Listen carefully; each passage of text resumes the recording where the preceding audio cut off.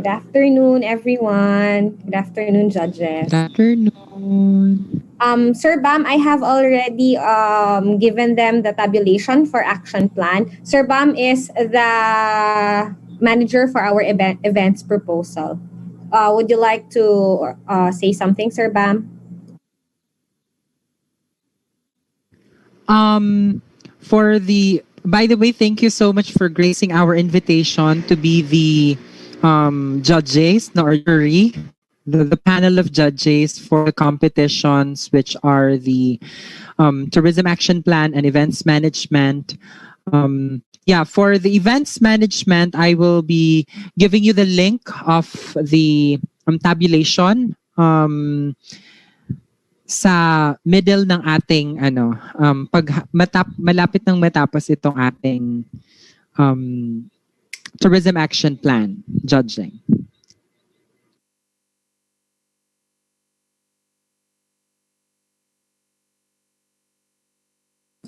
All right. So if without further ado, let's start our presentation of the tourism action plan. So our first participant is from the third year, Miss Tracy Tampos and Miss Kay Espartero. So I will be moving them from room 3 going here to our room.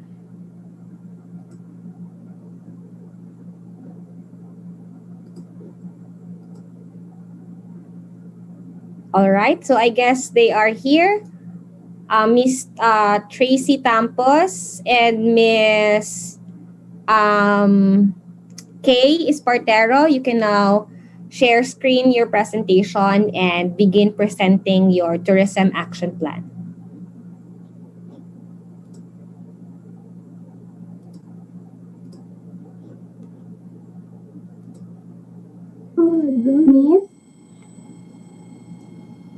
Miss, Okay, can go you ahead. have the power to control me? I don't think you will have the power to control it. It's only Miss Lade. Okay. May na-change lang sa upper part miss ng PPT. Pero to start.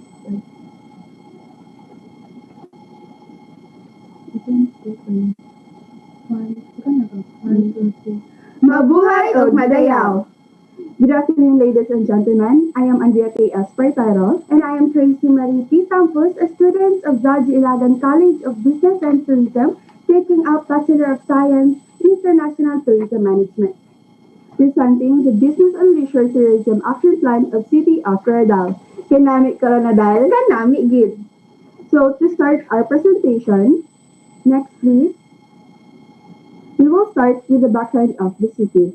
So, Coronadal City, also known as Marbel, and the crown city of South Cotabato, is a South Cotabato dependent city. And the overall land area of this city features 284.25 kilometers square. And Coronadal City is situated in southern Mindanao in the northern part of the province of South Cotabato. This is an ideal type for a conventional or municipal workplace and making investments in the land market, particularly medium-sized subdivisions, business structures, and new zones may indeed be a smart option, both for its vicinity to nearby tourist industry hotspots, tourism related businesses such as hotels and ferries are strong contenders. So, why Coronadal City? Aside from being a Coronadaleños, Coronadal City Quezon City is a city where we can proudly showcase to other people, and whereas Coronadal City is a business center of South Cotabato where festivals, conventions, cultural events, and other big events of South Cotabato are being held in this city. So next please. So these are the components of our presentation for the Tourism Action Plan. Present condition and identification of development issues in Coronadal City. Second is we conducted a survey questionnaire for the people who rated each characteristics from 1 being the lowest and 5 being the highest. Next is the presentation condition and identification of development. Next is the tourism action maps. Next is the formulation, development frame and strategies, the target setting, target markets, tourism sites, ongoing and proposed project and program, and lastly the tourism action plan. Next please. So these are the results of the survey questionnaire that we conducted that presenting the condition and identification of development issues. So for the criteria number 1, uniqueness and natural beauty. So wait for a while now. So as you can see, the majority of the respondents answered 4, which results to very satisfactory. And for the criteria 2, which is the historical cultural heritage, built heritage and festivals, has been rated 4, which is most of the respondents are very satisfied. And in culinary experience or food experience and museums, most of the respondents rated it as a satisfactory rate. And it is maybe because in our city, culinary experience are not that popular and we don't have a food trademark. And for the museums, our city hasn't been developing museums and only has some exhibits. So criteria 3 is accessibility. So as you can see, the accessible all year and the regular commercial service available, the answers of the respondents are 4, which is a very satisfactory, while the distance from service center and the distance from town center is only just 3, because most of the business entities here in our city is located in the city proper. And for the criteria 4, because in criteria 4, with the clean water supply, sufficient power supply, communications, and solid management waste system has been rated 4, which means the respondents are very satisfied, and only the drainage or sewerage system got the rate of 3, and they're only satisfied maybe because in the past years, Clarendon City has been experiencing floods due to the plastic waste. So lastly, the criteria 5, availability on-site facilities. So as you can see, the good accommodation facilities, clean and quality food service, other activities facilities such as picnics, huts, schools, sports facilities, and etc. And lastly, the directional and information signages. The respondents, majority of their answers are 4, which is a very satisfied. But the clean and safe restroom for women is just 3, the satisfied, because it has been a problem for the establishments that are already old and being neglected. So our respondents has a total of 55 respondents, and we just use the simple random sampling. Next, please. So the next is the tourist attraction maps.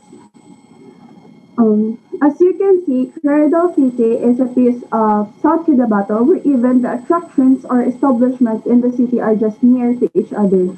Also, all of the business establishments are just located in the city proper, which supports the result of the survey we had that the majority of the respondents are satisfied. Next, please. So here are the formulation and development frame and strategy. So let's start with the strength of our city. So Coronadal City is a business-centered and excellent environmental policy in single-use of plastics. So our previous mayor has implemented this kind of policy to prevent the clogging of drainage system that causes the floods in our city. And for the weakness of the Florida City is the undeveloped and underdeveloped tourist destinations, where it causes the city to be left behind in terms of tourist destinations. So for the opportunities, jobs from different hospitality industries as hotel and other establishments are opening in the city. So since it is a business city, centered city, the more leisure and business popping out, the more jobs and opportunities to the local people. So for the strength opportunities, we plan we plan to develop a strong development of the present tourist destinations. So for example, is the Damweng Dimatal and the Mohon that they were developed and opened during the pandemic season, and this proves that even we are experiencing calamity, the tourism of our city is still pulling tourists. So next is the threats, rising of the other tourism attraction in neighboring municipality. So, for example, in the municipality of Tupi, that they have a lot of ecotourism to offer to the tourists, but the Coronel City doesn't have. So next is the strength and threat strategy. Develop the business and leisure tourism of the city, focus on marketing it for local and international tourists. So since Coronadal City can't offer ecotourism to people, hence Coronadal City can offer the business and leisure tourism for local and international tourists. And lastly, the weakness and the threats strategies. So labeled by the other people as unsafe city and lack of financial support. So people have that mindset that when a city is located in the Mindanao, especially when they heard the word Cotabato, they always think of war and chaos. So Coronadal City is being affected by that mindset of people and have been labeled as unsafe city. So next please.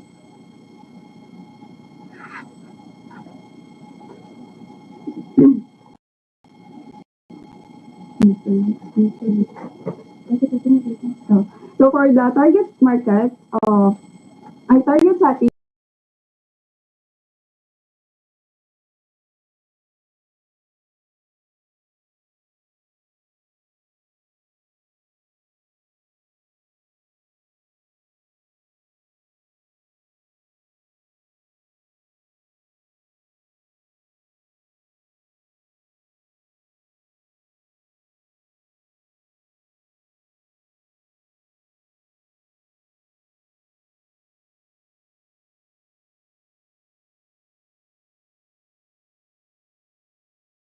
391 visitors internationally and local.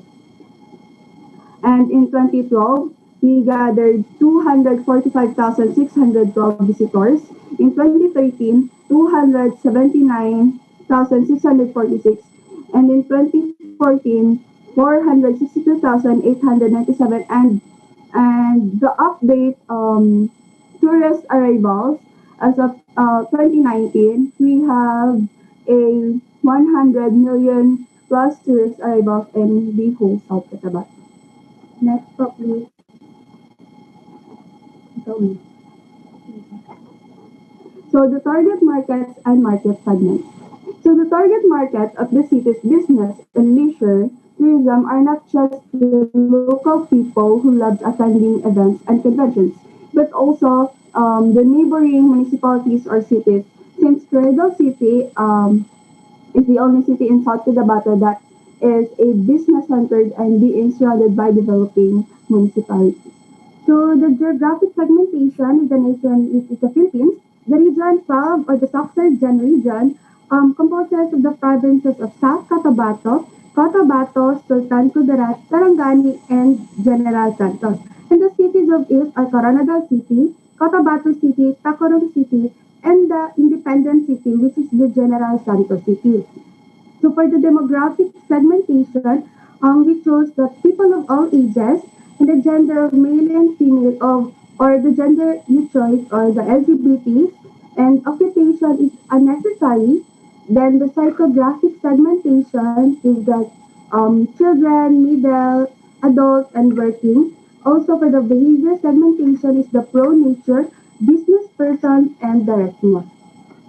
So there is no specific gender or age in our action plan since business and leisure is for everyone. Next, please.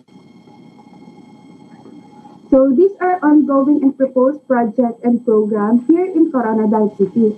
So DPWH begins road widening project in Coronadal City, and then the Baluk Bridge expansion project which is already done.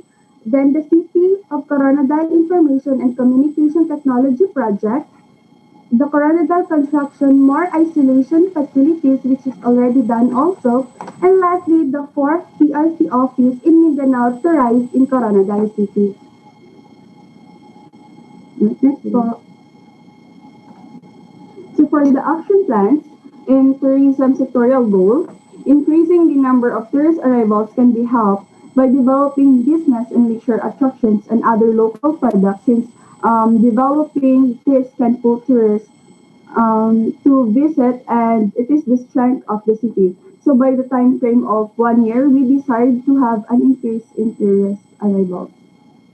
So in the goal of the increasing the resilience of vulnerable sectors and natural ecosystems to climate change, then the priority capacity building intervention, since we came up to the business and leisure tourism establishments, um, establishments give assurance to its customer to have a concrete and strong building to ensure their availability, stability, accessibility, and affordability of safe and healthy food amidst of climate change.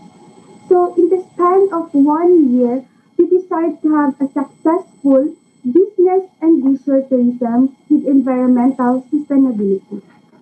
And lastly, to improve skills and expertise of tourism council and employees, it can be helped by the training and seminars with other cities and municipalities, just like the Negosyo Center that offers opportunities to locals who wants to start businesses. And by the time frame of 3 days of seminars, we decided to have enhanced skills on advocacy and promotions of business and leisure tourism. So next po, please.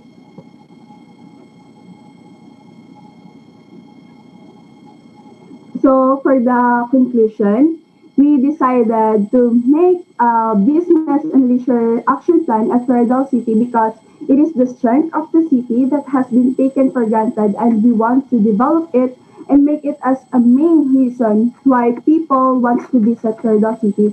And we also came up with this idea because this pandemic made us realize that we should appreciate the things, especially those little things we always took for granted in the past. And and the lockdown taught us to be more independent and to choose what we have now and develop it. So I think this would be the end of our presentation. Thank you and kanami karanadal, kanami gid. Wow. So next, let us, before we proceed to the other segment, let's do the question and answer portion. Let's first proceed with Mr. Ibrahim. Thank you very much. It is just like a clarification of some of the parts. Um, who who were the respondents of the study when you I guess it's for the ano to ni tawag dito. The present condition when you try to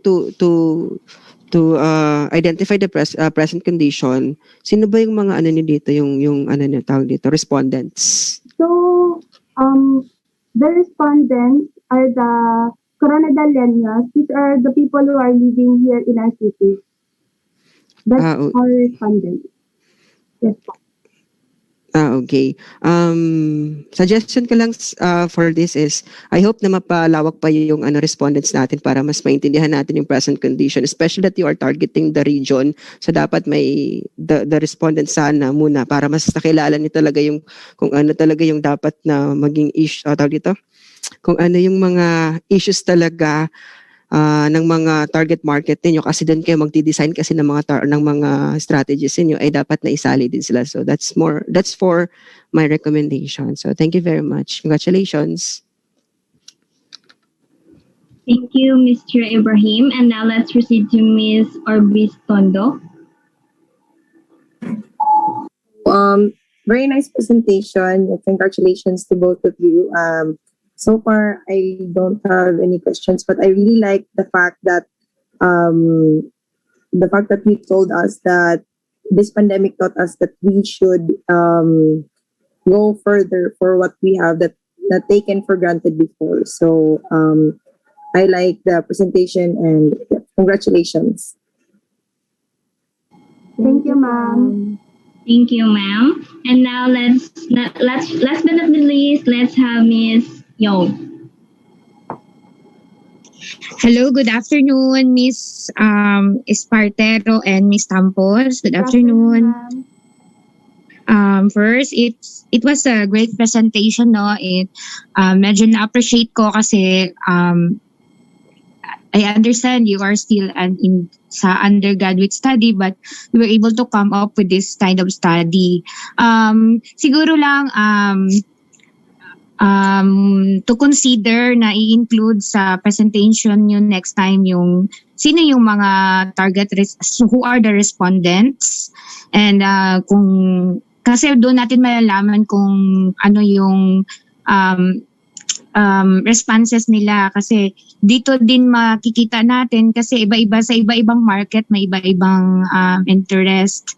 And also I observe in your study that meron kayong mga criteria na there are 5 criterias, no? So I appreciate that, but I was just wondering kasi dito naman sa criteria hindi natin na-include ang soft skills and knowledge, o yung mga training requirements ng mga employees in the industry. So because in the mas maganda sana kung na-consider natin yun na criteria, kasi dito naman kasi sa recommendation ninyo or sa target projects and programs, medyo may na-include kasi kayo ditong improve skills and expertise of Tourism Council and employees. So if we include activities in the action plans, siguro dapat meron tayong basis. So yung sa basis natin, maybe next time or we can include the part of yung skills and knowledge and expertise para may basis tayo sa ating action plans. Siguro yan lang yung magiging recommendation ko, and congratulations. Thank you, ma'am. Thank you. And also then in the action plan part, improve skills and expertise of Tourism Council and employees.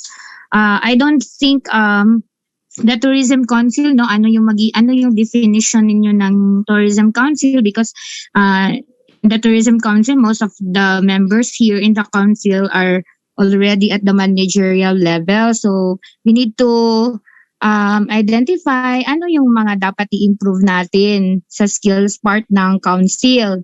I think we need to focus on the employee side or yung mga worker side, no, because kasi nasa training kasi ako in the Department of Tourism, so yun yung focus namin sa department. So there's a principle always na sinusunod namin na whatever the structure part ng isang destination or ng tourism establishment, kahit gaano yan kaganda, if the soft skills part, no, and expertise of the industry workers, hindi naman sila trained, so magiging useless din yun. So it has to magkasama talaga ang soft and hard. So that's it, and thank you very much again. And congrats. Thank you, ma'am. Thank you, panelists. Thank you, participants. Kanami Coronadal. And now, let's proceed to our next participant, Miss Devesa and Baptista.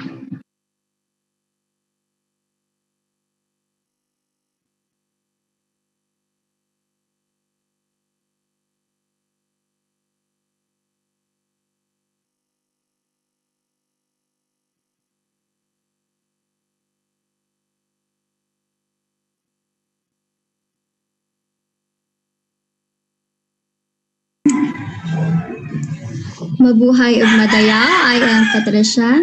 Mabuhay ug madayaw, I am Giselle, and we are here today to present to you our post-COVID tourism action plan in Kapatagan, Digos City.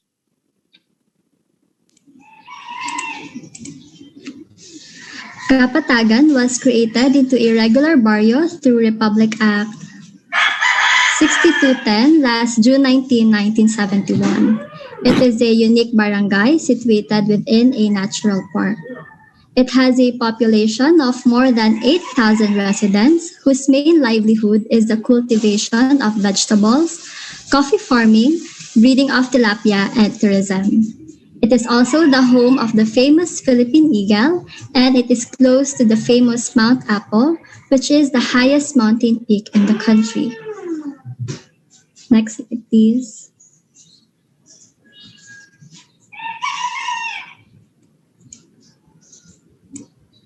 So there are a variety of popular destinations in Kapatagan for those who are adventurous and enjoy the outdoors, which have brought a lot of tourism and funds to Davao del Sur in the recent years. Mount Apo, Camp Sabros, Mount Apo Highland Resort, now known as Kampatagan, Lake Mirror and Hillside, the Kublai Art Garden, and the popular Virgin Falls are among these famous attractions.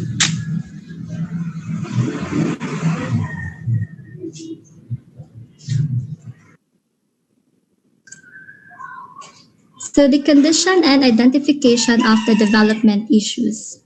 So these are the considered in identifying the development issues of the area. First is the uniqueness and the natural beauty. Second is the historical cultural value. Next slide, please. The accessibility.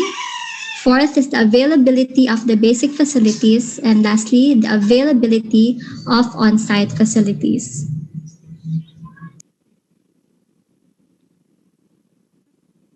So these are the tourist attractions located in Kapatagan, Digos City, Davao del Sur. First is,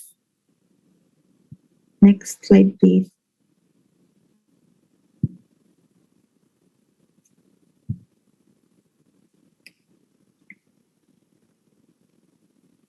First is the famous Camp Sabros.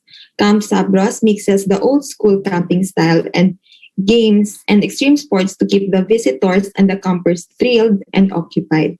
They have a zip line facility that many fans of the place love to ride on because you can see the panoramic view of the luscious green forest. Next is the Agong House. It is located at Kublai Art Garden. The Kublai Art Garden has the best art installations of Kublai Milan, and it is considered as one of the country's finest art garden. Agong House is inspired by agong, a bronze musical instrument used by the indigenous groups of people like the Maranaos. Next is the Deños Place. It is a woodland and a resort which offers serenity, cool breeze, hill ranges, and a display of different shades of green. And next slide please. One of the must-try adventure in Kapatagan is going to the Virgin Falls, since the trekking down the steps of the falls is a thrilling journey. Next is the Lake Mirror Resort. It is one of the most beautiful resorts in Kapatagan. It is named as such because if there is no fog in the area and when the day is clear, Mount Apo is reflected on the lake like a mirror.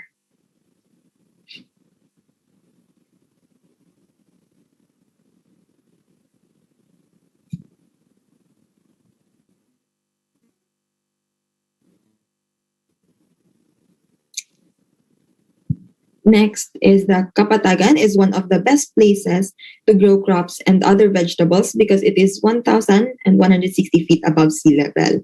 It has a cool and fresh mountain air that makes the land fertile and makes it perfect to create a great and very healthy crops. And guests can dip into the hot spring that is contained in a man-made pool, or you can swim in the cold spring where the waters come from the mountains of Mount Apo.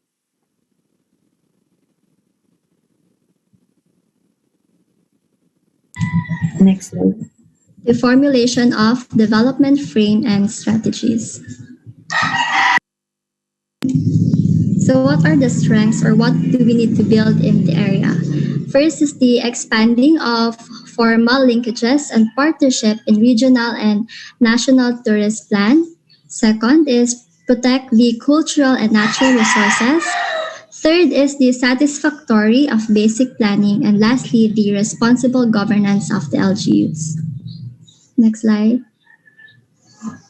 The weaknesses or what we need to shore up in the area is its infrastructure and the facility modernization budget, the garbage or their proper waste disposal, and lastly, the traffic since tourism is booming in the area. Next slide, please.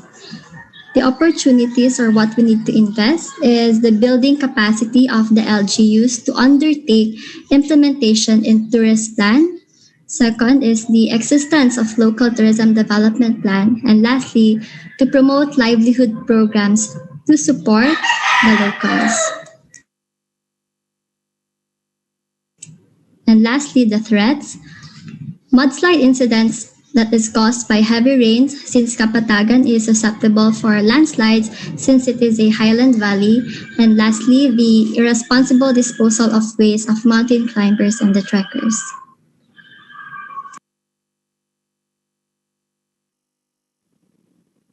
The target market and market segmentation.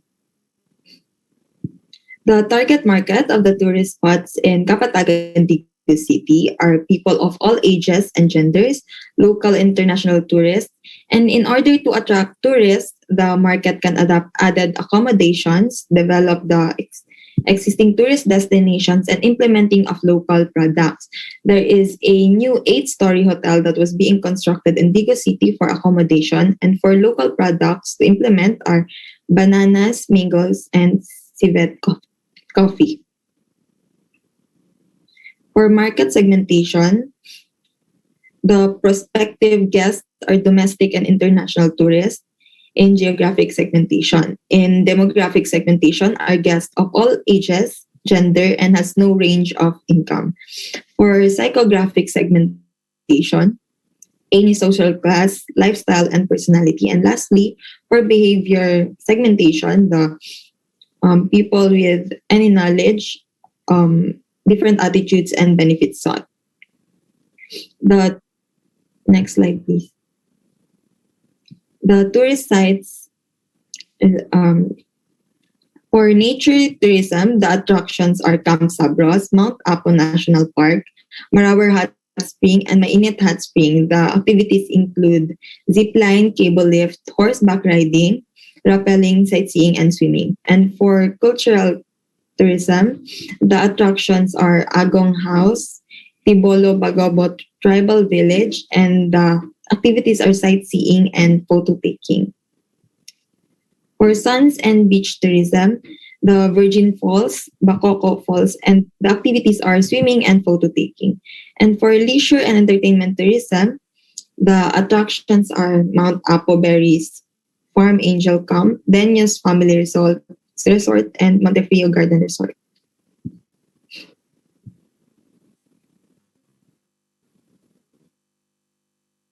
The ongoing proposed projects program. First is the concreting of Mount Apo Sumahat Road in Kapatagan, Digo City. Next is the concreting of Maharlika to Palot 20 Road in Kapatagan, Digo City. That is both the project of the Department of Public Works and Highways, Davao del Sur, that started in 2018. And lastly, the cultivating coffee at the foothills of Mount Apo. That is the project of the Agroforestry Coffee Development Center, ACDC, that is funded by the United States Department of Agriculture, or USDA. That is a 5-year program by the Agroforestry, or ACDC, that started last year, 2020, and is expected to finish in 2025.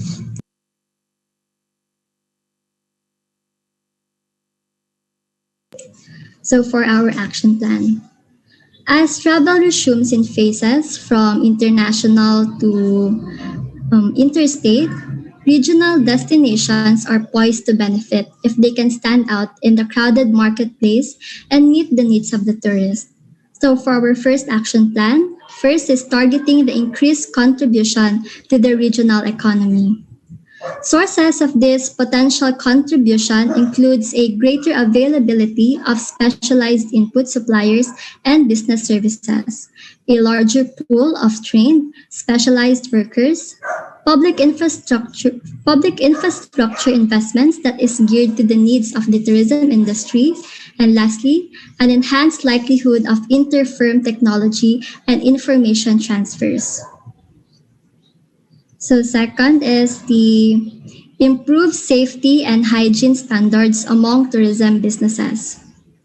Transparent and constructive communication about the policies in place and current trends within businesses or destinations is crucial to resolving the public health issues of the tourists, the staff, and host communities and restoring their confidence. To restore the visitor's faith or the tourist's faith, destinations must send clear and consistent messages to their source markets and respond to their expectations and needs. But how will they do that? As various markets adapt their tourism strategy depending on the individual impact of the pandemic, the technology can fill the gap by keeping consumers up to date of health and safety precautions. In this way, technology can be a lifeline for the recovery of the travel industry so it can return stronger and more resilient than before the pandemic. Lastly, is to advocate for tourism sector recovery measures as part of overall government stimulus packages. Financing for tourism recovery should aim to strike a balance between the immediate support required for business sustainability, job retention, and the resumption of operations, and longer-term priorities such as ecosystem conservation and climate change, which not only underpin the global economy but also provide opportunities for green and decent job creation. So the COVID-19 pandemic has shown the close connection between tourism and the public health. By placing its facilities, supply chains, and personnel at the disposal of public health and humanitarian relief, the tourism industry has proved to be helpful. Creating long-term synergies between public health and the tourism is an investment in potential disaster preparedness that also boosts morale and trust of the people. That would be all. Thank you. Thank you, participants. It was indeed a land of heights and flights. And now let's proceed to your question and answer. And first, we have Mr. Ibrahim. Sir? Thank you very much. Congratulations for the presentation. Maganda yung presentation for me. Especially, I really like when you presented the present condition and identification of the development issues. Although there was no data na inibigay, but I like it na the fact that you were able to tell us that these are the basis of the development programs or activities or the basis of your strategies. That's actually a plus for me because I would know that you really know what you are doing. No?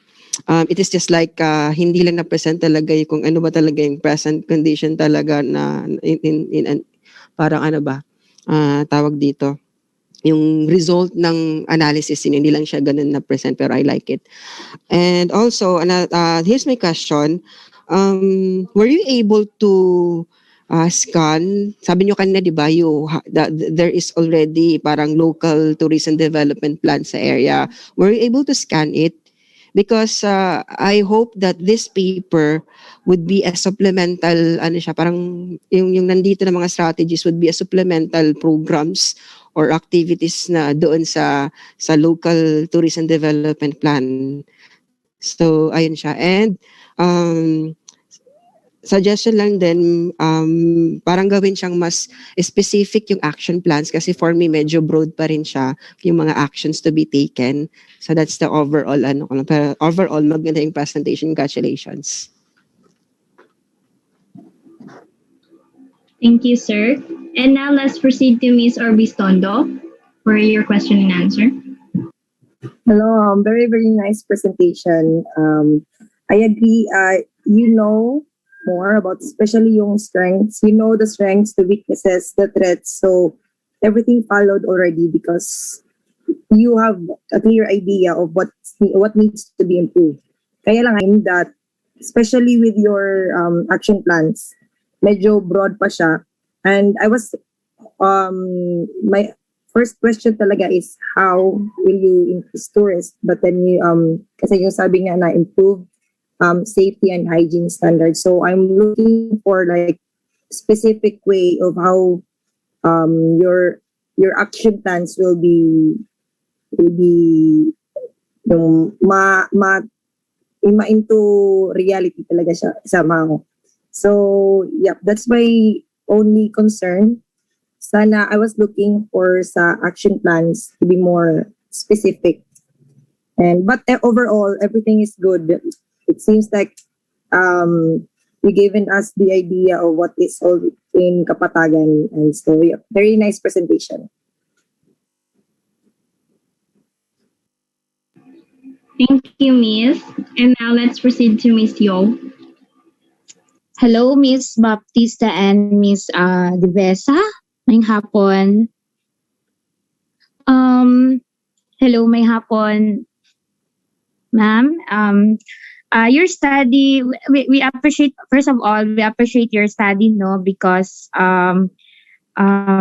exclusion, and second, Kapatagan or Davao del Sur in general is one of our open destinations after, especially during after this COVID pandemic, no. Actually hindi namin alam kung during or after ang matatawag because it's still nasa ano pa tayo, kung nasa suffering stage pa tayo ng pandemic. So but in general, one of our open destinations in Davao region is Kapatagan, Davao del Sur, and personally medyo familiar ako sa place na to.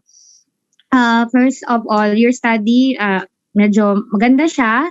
Na-appreciate namin yung study because medyo nakita niyo, no, kung ano talaga yung present situation ngayon doon sa Kapatagan, and ano yung maganda nakita ninyo, no, in your action plan. Medyo yung action plan lang medyo very vague pa siya, very generic, medyo masyado pa siyang ano, no, na general yung masyado yung atake niya. Although na-appreciate namin yung na-mention mo na yung tourism and safety.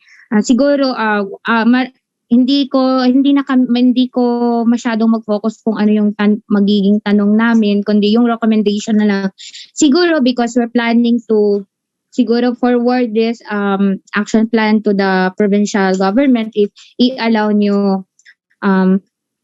Siguro recommendation lang to also include yung culture, because as we all know, Kapatagan is also one of the gateway going to Mount Apo.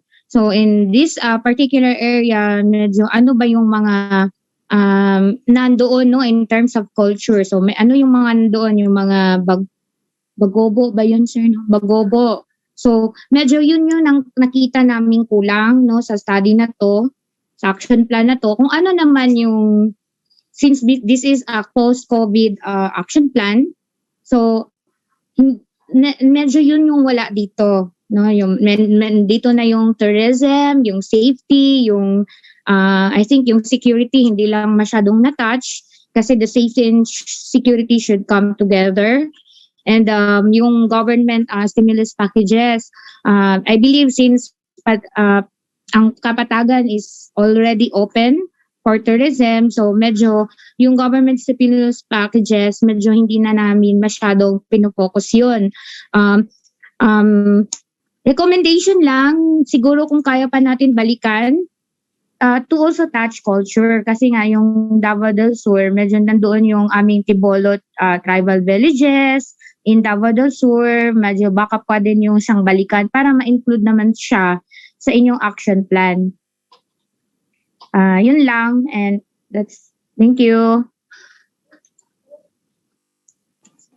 Thank you, Miss Yog. Unfortunately, our participants have in disconnection, but they're still in here. Nakabalik na po sila. Then they said that they will take note po lahat ng mga sinabi niyo for their action, for the improvement of their action plan po.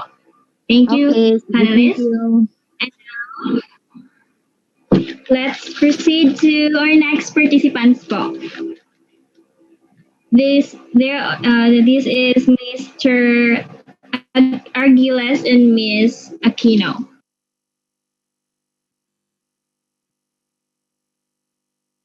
Sir Ken, can we ask for Mr. Argules and Miss Aquino to be transferred from room 3 to room 2 here with us?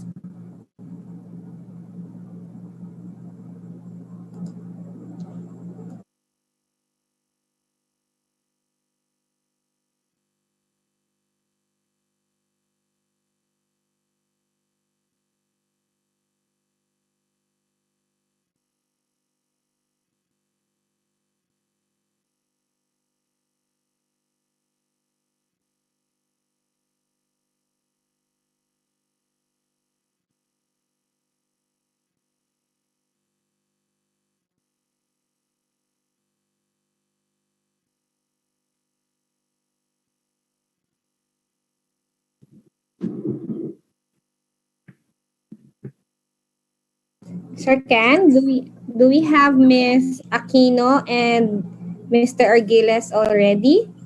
Okay, there you go. I can see them. Go ahead, Miss Lade.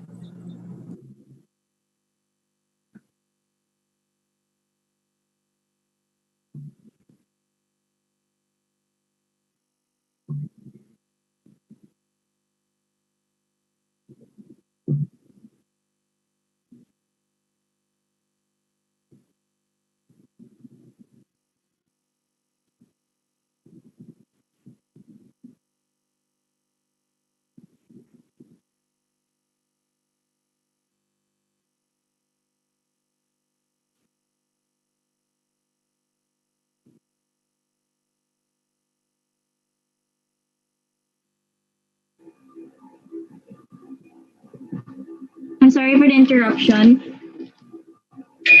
May narinig na po ba? Meron na po ba?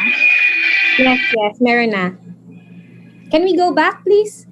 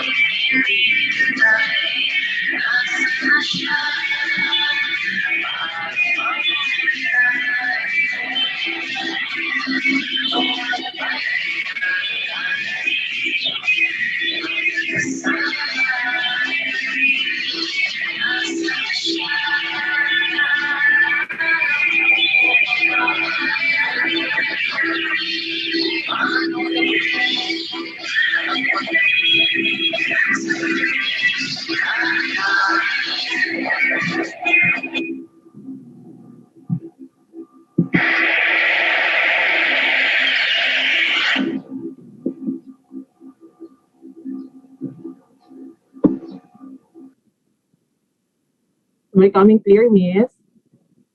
Yes.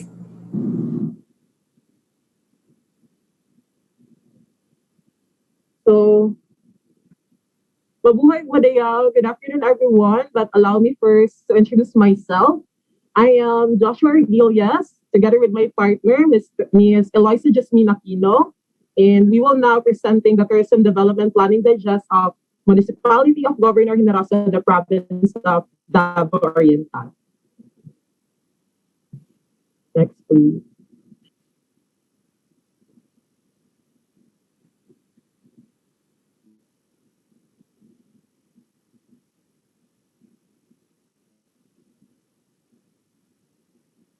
So talking about the background study when we are talking about the Governor Generoso, the ecotourism and Governor Generoso has been identified as strategic goal.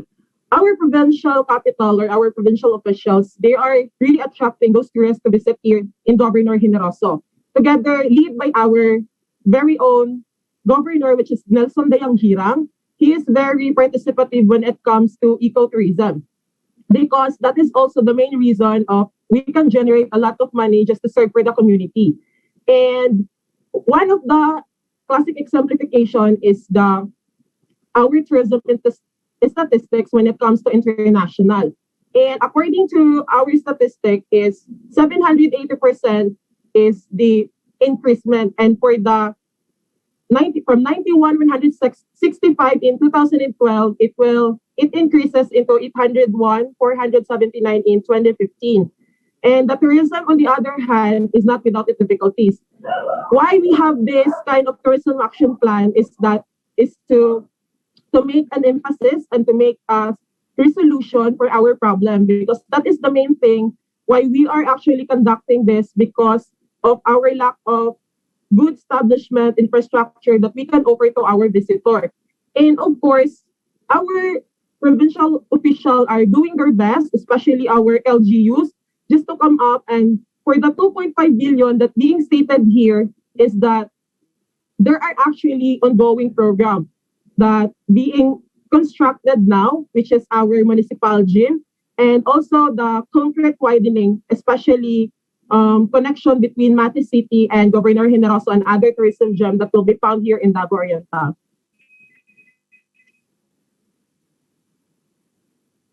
Next, please.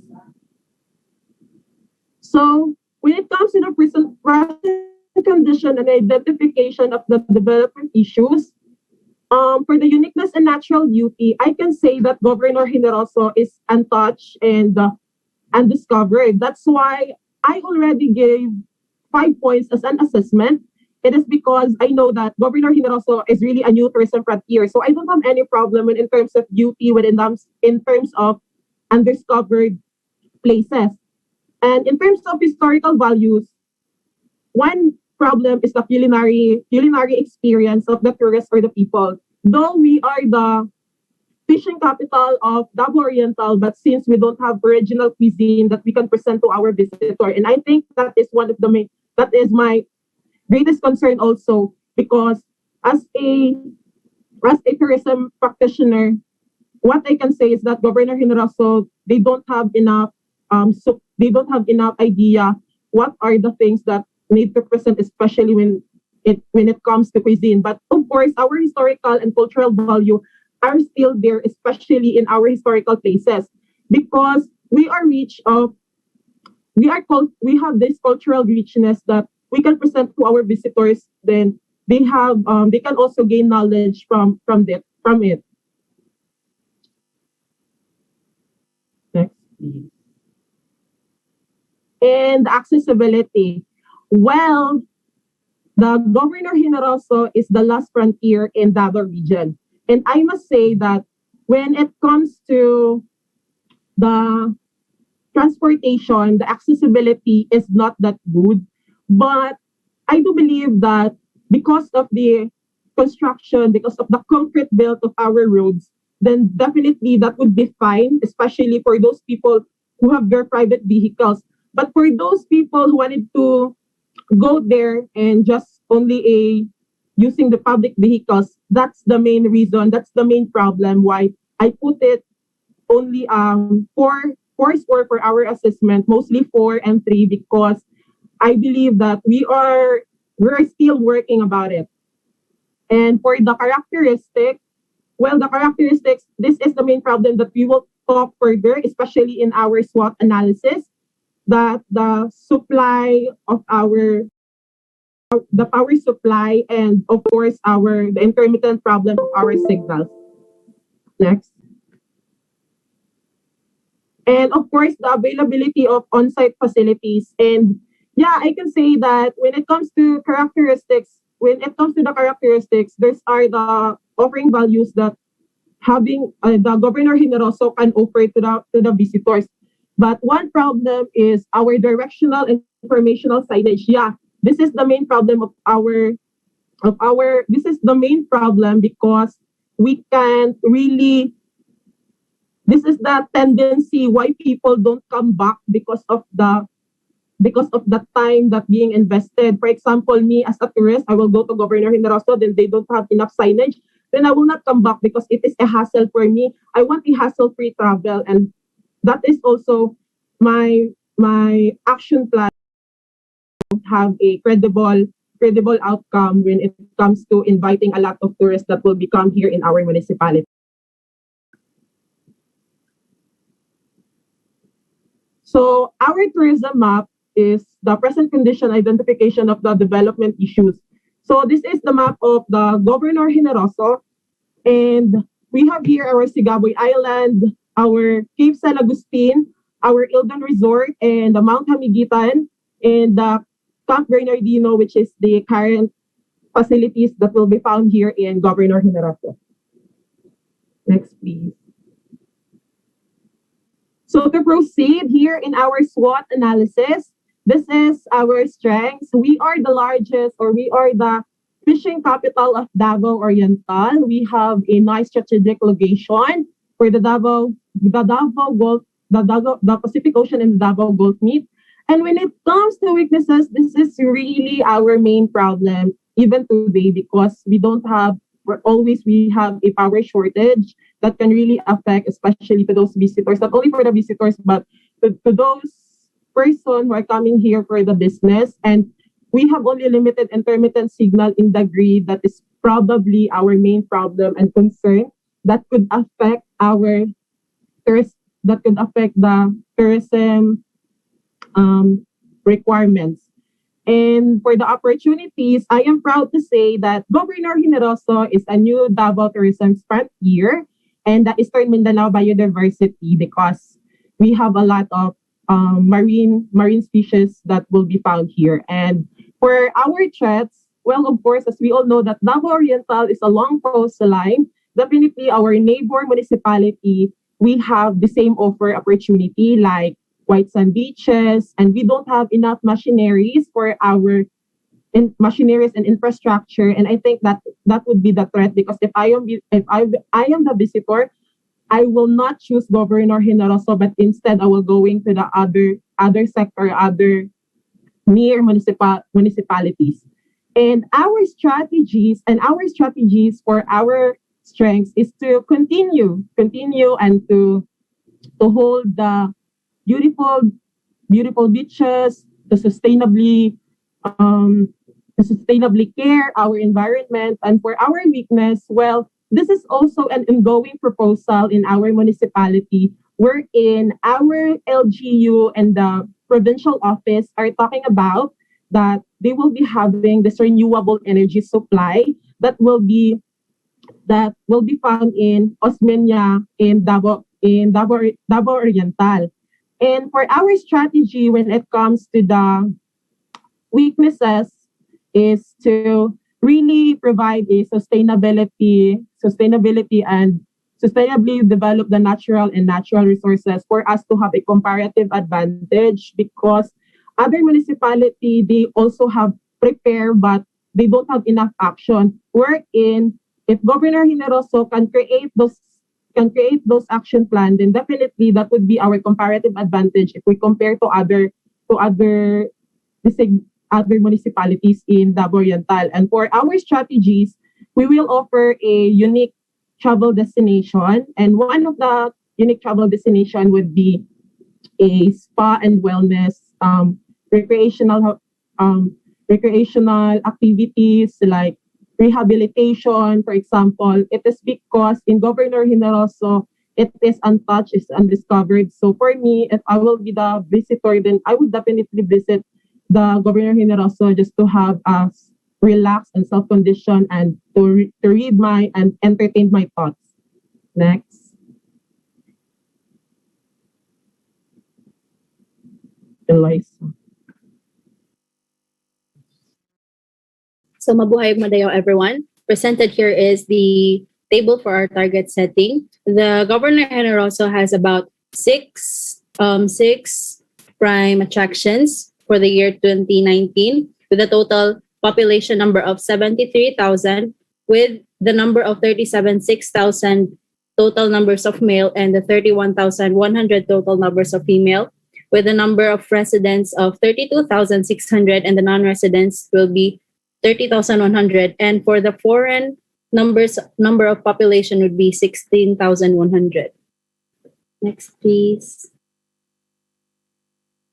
For the target markets and market segmentation, well, the target market is a battle of researching and understanding your prospective audience, interests, hobbies, needs, and wants so that you can focus on your message and your marketing budget on the specific segment of the market that is most likely to purchase your product or service. Since Governor Generoso is the new Davos frontier in a region, we will take this opportunity to persuade a lot of tourists, particular to those people who are seeking for adventure and leisure, with open minds, willing to try new experience, and people with grounded warmth. These target customers are the groups of friends, families, backpackers, couples, and even a solo traveler because Governor Generoso is a center of recreation and tourism hub, budget friendly. Next, please. For the market segmentation, well, market segmentation is a process of dividing a market of potential customers into groups or segments based on characteristics. The segments created are composed of consumers who will respond similarly to the market strategies and who share traits such as similar interests, needs, or locations to target tourists in the local municipality.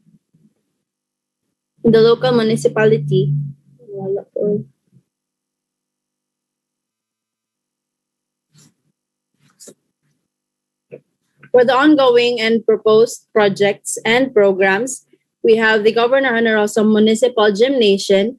The estimated duration of this project would be the year 2021 until the year 2022. The implementing agencies would be the DPWH, and its partners would be Governor Nelson Leong Hirang and Congressman Mayo Almario. The amount would be the total of 60 million pesos, wherein the source of this amount would be the provincial government fund. We also have the project of 1MW Osmeña hydroelectric power plant, which would be started on 2021 up until 2022, with the implementing agency of LGS Renewable Energies Corporation, with the partners of LGU. Governor Generoso's presented Honorable Vice Mayor Vicente D. Orencia, LGS Renewable Energies Corporations, represented by its president, Mr. Jose Simeon S. Gonzalez, and DORECO, represented by Chief Executive Officer, Engineer Gregory A. Duquil, with the amount of 700 million pesos worth of project. The source of funds would be from the stakeholders and LGS Renewable Energies Corporations.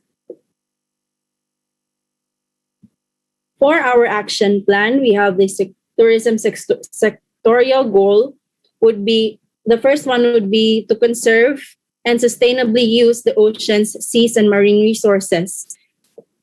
We can do this with the tourism programs with the targeted office of Provincial Tourism Office, wherein we have the total number of 10 participants with 10 females and 10 males, with the desired outcome is to protect oceans and marine environments and coastal habitats. And the resource budget requirements would be experts and operators, equipments and facilities worth of 30,000 pesos, with a time frame of 3 days with the provincial tourism staffs. Next would be the build Next would be to build resilient infrastructure, promote sustainable industrialization, and foster innovation.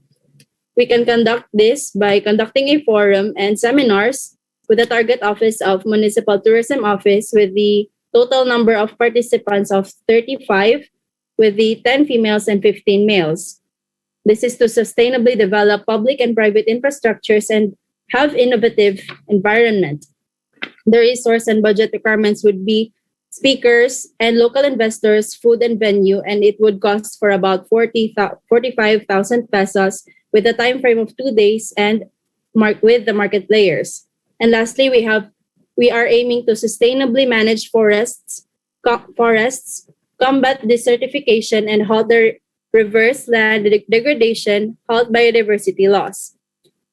This is through awareness raising activities with the target office of Provincial Tourism Office with a total amount of 40 participants, and this is to preserve the air, water, and forest biodiversity of the area with the resource budget requirements of equipments, facilities, speakers, and experts for a total of 30,000 pesos in the time frame of 2 days with the farmers and local operators. I'm sorry to cut you off, Miss Aquino, but you are already in time. We will give you 1 minute to sum up your presentation po. Miss Lade, please. I can't hear you po. Yes, Miss Lade. I'm sorry po to interrupt you, to cut you off. Because you have in your its time is up. So we will give you a 1 minute to sum up your presentation po.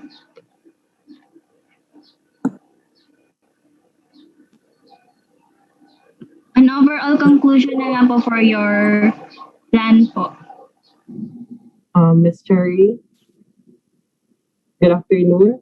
Good afternoon once again. So our overall plan is to really care about the infrastructure because that is the main problem when it comes to tourism industry, because in Governor Generoso, we don't have that kind of infrastructure that can cater the visitors.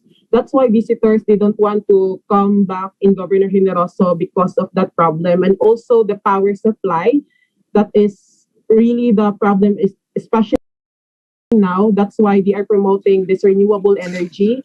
That is the ongoing project that they can prevent this kind of situation. And of course, the intermittent signal in the grid, that is really the problem, because sometimes when it comes to business, there are business travelers that they will go with. It is really the main problem because they cannot contact or communicate with their constituents because of the problem. Even as students, this is also the main reason why we are not prior into online learnings, because we don't have enough signal, mostly in the part of town. That's why we are upcoming our action plan just to really generate to pick an actions like to have this renewable energy, because if you have this renewable energy, then a lot of supply will be given, like signals. And of course, for the infrastructure, a lot of investors or entrepreneurs will going to our municipality just to put a business. And if that's the case, I hope that this is really matter and this is also effective. Thank you, Ms. Regiles and Ms. Aquino. And now let's proceed po sa question and answer with the panelists. Let's start with Dr. Ibrahim, sir. Thank you. Thank you very much for the presentation. I've never been to Governor Generoso, but you gave us a lot of information about the place, no? So I like that. I have some concern lang dito, no, with the paper. More on recommendation lang tayo. I like the way you presented the present condition of the area. And I have noted here that these are the parang medyo list siya ba tawag dito na areas, no, yung culinary experience, accessible, yung tawag dito, yung accessibility niya all throughout the year, yung about sa power supply and the communication, and also about the directional and tawag dito, information signage na sinasabi nyo parang yan yung issues or challenges no ng area. I was actually expecting na ito yung mga areas na bibigyan niyo ng parang priority niyo na bibigyan ng action plans or activities no or ano bang programs dito no. Also, another is I would like to ask if sino ba yung respondents niyo sa pagkuha ng information na ito, yung data na to, yung about sa present condition. So, thank you so much, sir, for that question. Our honestly respondents to gather this kind of data, to have a lot of information, is also our stakeholders from the LGUs. I'm asking a lot of professionals from our municipality because I have a lot of friends who are working with, and also our home is near located in our tourism information. That's why it is easy for me to access, to ask them to gather a data. What are those weaknesses and what are the strengths that we can come up and we can take an action with? And for that certain reason, sir, also we are asking a lot of through personal questions, if what are their experience, what are the things that need to be polished. And my friends, my good friends, and also my constituents are also responding, and that is the main reason why I am giving that kind of points in our assessment, because our municipality is not that perfect, to be honest. So, thank you po, sir. Okay, thank you. I asked that because yung presentation mo kasi kanina, you were telling na I would rate it as 3, I would rate it. Akala ko ikaw lang yung nag-ano nito kasi, so gusto ko lang i-clear. So, thank you very much for a good presentation. Thank you, sir. Thank you, Doc. And now let's proceed to Ms. Orbistondo. Ma'am? A very nice presentation. Congratulations to both of you. It's very informative. And then there's a lot of, especially dito sa action plan, there's a lot of things that you put, may details talaga on how will you do this and how will you do that. And yeah, kasi kanina sa pag-present sa condition and identification of development issues, kasi kanina nasabi na, yung sabi nga ni Sir Ibrahim na, I would rate this blah, blah, blah. So I was asking if it's actual basis, but you answered it already. But then I like it because from the very beginning, everything is connected. Like in the beginning, you said that lack of infrastructures to provide the tourists.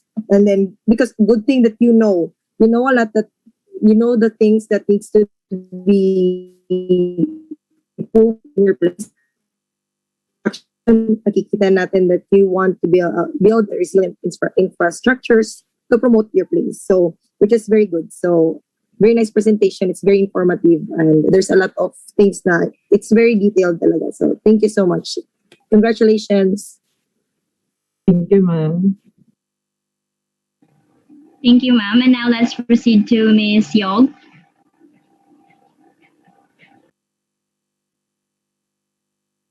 Hello, may hapon Mr. Argelies and Miss Aquino. May hapon, ma'am. Good afternoon. I understand, Mr. Argelies, taga-Governor Generoso ka rin. Yes, Because based on your presentation, you were telling us that you were just you reside across the tourism office in Davao in Governor Generoso. Ako din naman taga Mati. So we're neighbors. Medyo sa amin in our sa perspective ng Department of Tourism, the Governor Generoso is not new, no? So some of the information you presented to us is a confirmation to our sa aming mga concern, and medyo mayroon lang mga na-observe lang kami na medyo hindi na pwede mo pang ma-improve no sa paper mo or sa action plan. First, we confirm na yung problem talaga ng Governor Generoso is the network, no? Yung connectivity. In fact, there's already a lot of discussion between the Department of Tourism, the local government unit, and the DICT. Kasi to market and to promote a destination, kailangan nandoon talaga yung communication and technology there. Medyo mahina talaga ang internet, ang kahit mag-text inyo.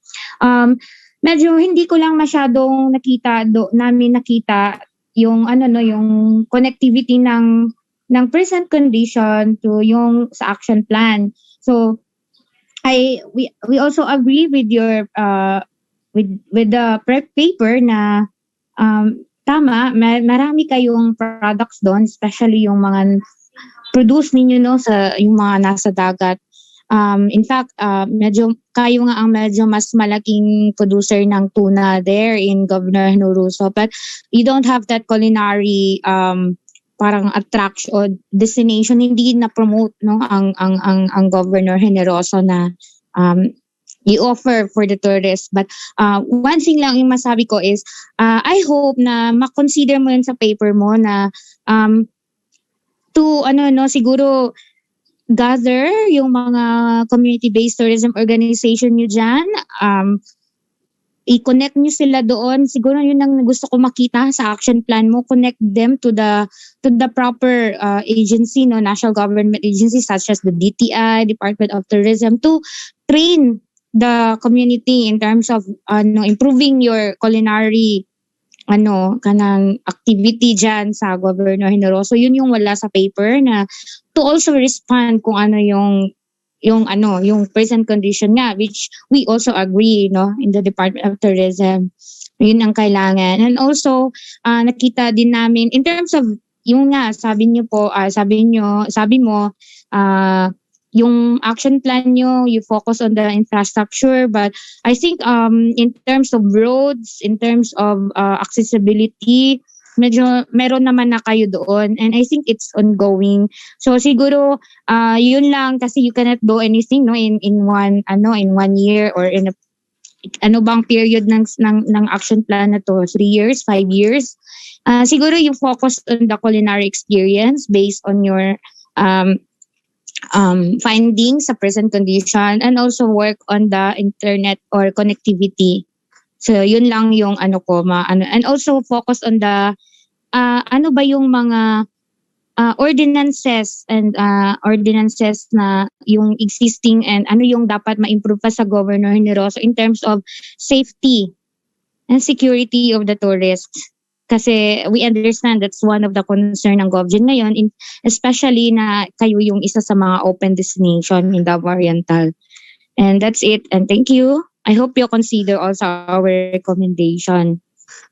We'll take note of that, ma'am. Thank you so much for that suggestion po. Thank you, Miss. Thank you, panelists. Thank you, participants. And I believe that new opportunities, new discoveries will be given new opportunities. And I can't wait to experience the tagline ng Governor Generoso na Soroy-Soroy sa Sigaboy.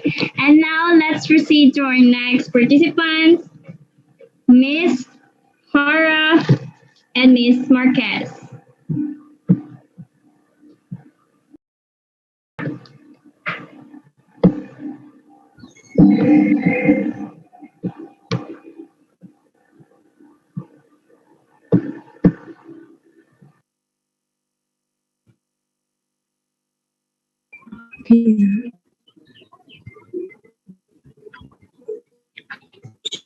Good afternoon, everyone. Mabuhay ug mandayaw. I am Perry Marihara. And I am Maria Angelica Marquez. And today, we will present the Tourism Action Plan for Panabo City. Next slide, please.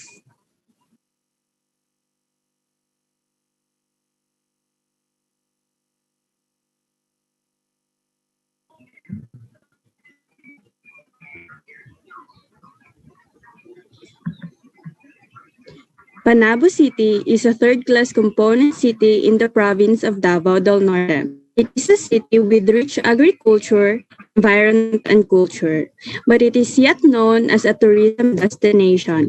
Panabo City has a huge potential in which it needs to be discovered. With thorough understanding, assessment, draft, and action plans of tourism in Panabo City, it will soon flourish to be one of the most visited tourist destinations. Hence, the creation of a localized tourism action plans. This action plan outlines the present condition and identification issues in Panabo City. Different criteria are laid, and each characteristic is rated from 1 to 5, with 1 the lowest and 5 the highest.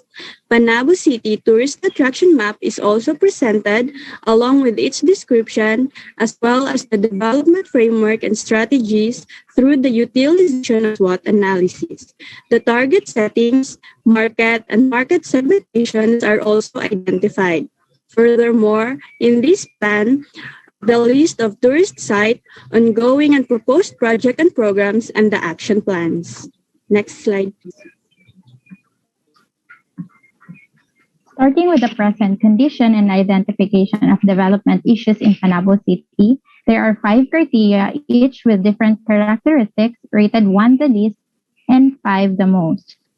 For criteria 1, the uniqueness and natural beauty of the city is rated. Unique attraction, beauty, and natural or undisturbed characteristics are all rated 4, while the rate is 3 for recognized tourist attraction by DOT.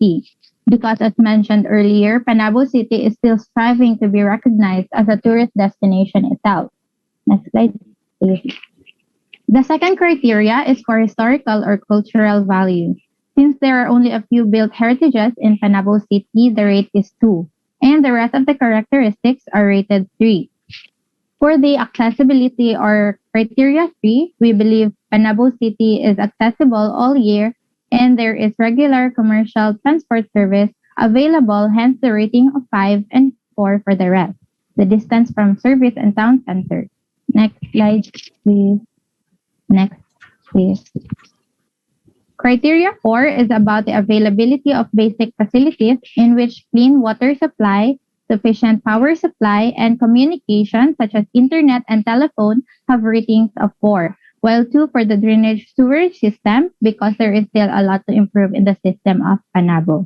Lastly, solid waste management system is rated 4 because there is regular schedule of collection and disposal of waste by barangay in Panabo City.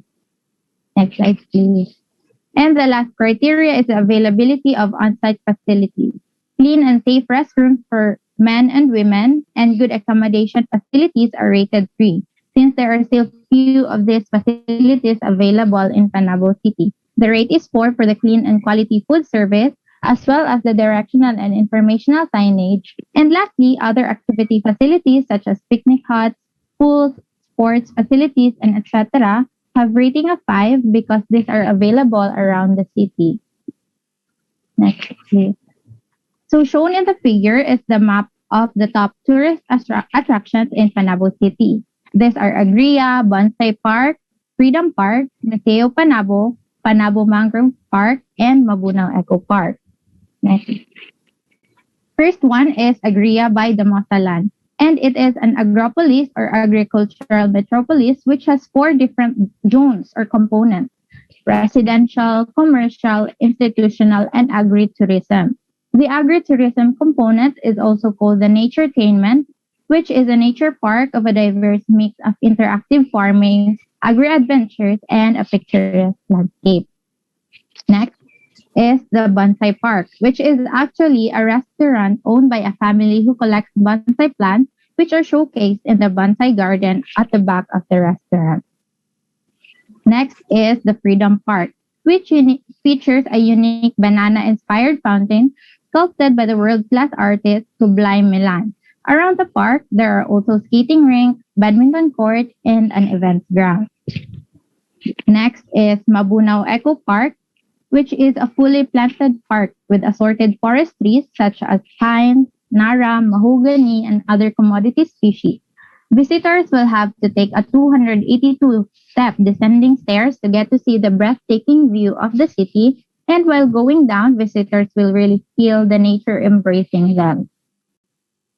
Next, the Museum in Panabo, or called as the Museo Panabo, is where history and culture of the city are showcased in a building that was then the City Hall of Panabo.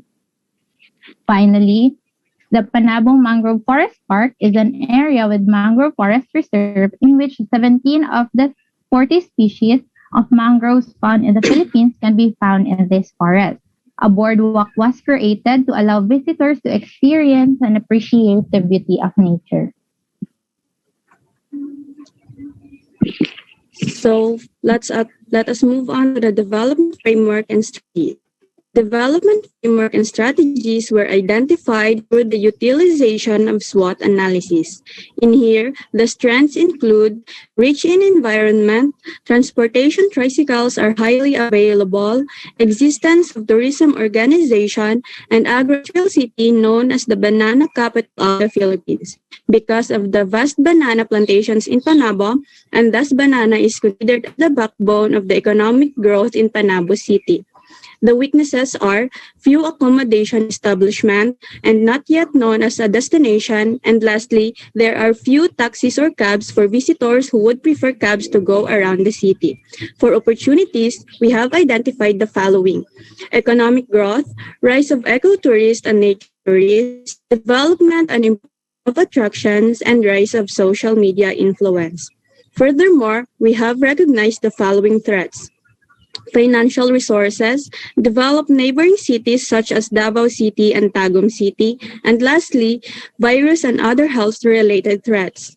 From these identified strengths, weaknesses, opportunities, and threats, we have enumerated the strengths, opportunity strategies, the weaknesses, opportunity strategies, the strength, threats, strategies, and weaknesses, threat strategies. For strength, opportunity strategies includes the develop tourist-friendly setup to view banana production, promote local gourmet specialties, improve transport infrastructure for ease of travel, especially those roads going to the attraction. For strategies in weakness opportunities, there are three, which is the first is to build more accommodation and food establishment as well as the tourism facilities, develop tourist attractions, and make use of social media and other marketing media to attract more tourists. For strength and threat strategies are develop resourceful tourism products focusing on natural resources and maximize reach of tourism organization to combat threats.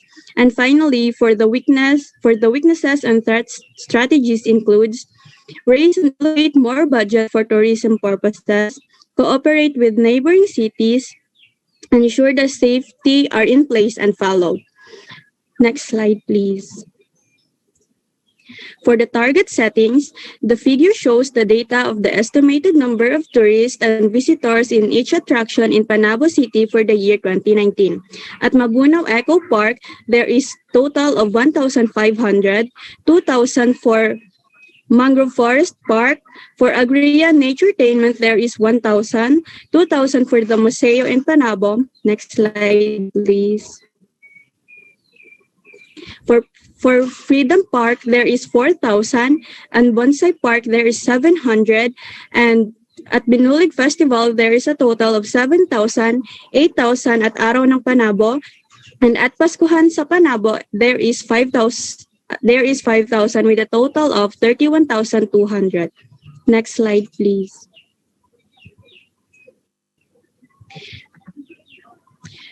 For the target market and market segmentation, in this plan, the target visitors are those tourists who enjoy nature.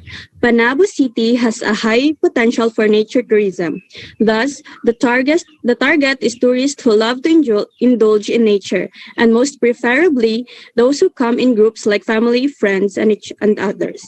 In addition, since Panabo is still beginning to become a destination, locals from adjacent cities and provinces and eventually the domestic travelers from all over the Philippines are targeted. The market is further segmented into geographic, demographic, psychographic, and behavior segments. Geographically, the target market is from Philippines, focusing on the cities and provinces in Davao region. Demographic segmentation includes the gender, male, female, and etc., and occupations such as self-employed, student, and etc. Psychographic segmentation includes social class of middle and working, and personality of the market is those who love nature. Lastly, attitude in the behavior segmentation is identified as pro-nature. Next slide, please. Moving on to the tourist sites in Panabo City, they are categorized into nature, cultural, and leisure and entertainment tourism. For nature tourism, in which under this category are forests, rivers and lakes, coastal and marine areas, mountains, caves, and other geologic formations and wildlife, there are 6 in Panabo City, namely Mabunao Eco Park located at Barangay Mabunao, Panabo Mariculture Park located in Caganguhan, which provides livelihood for the fisher folk families in Panabo and is mostly visited for its milkfish products. Then the Agria Entertainment, Mangrove Forest Park, San Roque Mountain Ridge, where visitors can enjoy the green landscapes of Panabo and overlook a vast area of trees and mountain ridges. It can be a great way to take a break away from the hustle and bustle of the city life. Finally, Panabo Seawall in Caganguhan features a bay walk which can be the best spot for watching sunrise or doing regular exercises in the morning. While in the evening, barbecue and other food stalls are available with tables and chairs where visitors can enjoy a refreshing dinner by the sea. Additionally, in these coastal areas of Panabo, there are also cottages by the shore and floating cottages where visitors can go and have fun. Next slide, please. So for the cultural tourism, it includes forts, cathedrals and churches, gardens, street and town sites, historical roads and paths, historic remains museums, art museums, zoo and botanical gardens, aquariums, other structures and buildings, events and festivals, folk music and dance, and local culture.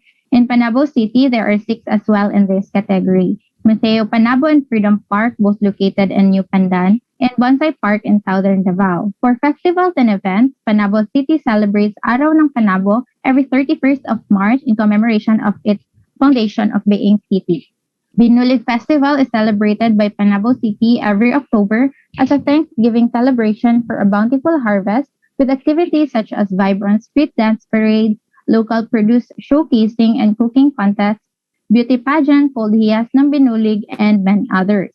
Lastly, Panabo also celebrates annual Christmas festival called Paskohan sa Panabo. Next slide, please. And finally, leisure and entertainment tourism include golf courses, tennis courts, cycling roads and areas, hiking courses, camping grounds, nature trails and paths, large-scale parks, leisureland theme parks, sports and resort complex, other sports and recreational facilities. Panabo Multipurpose Tourism Cultural and Sports Center, as well as Panabo Tennis Court, both located at JP Laurel, are existing in the city. Next slide, please.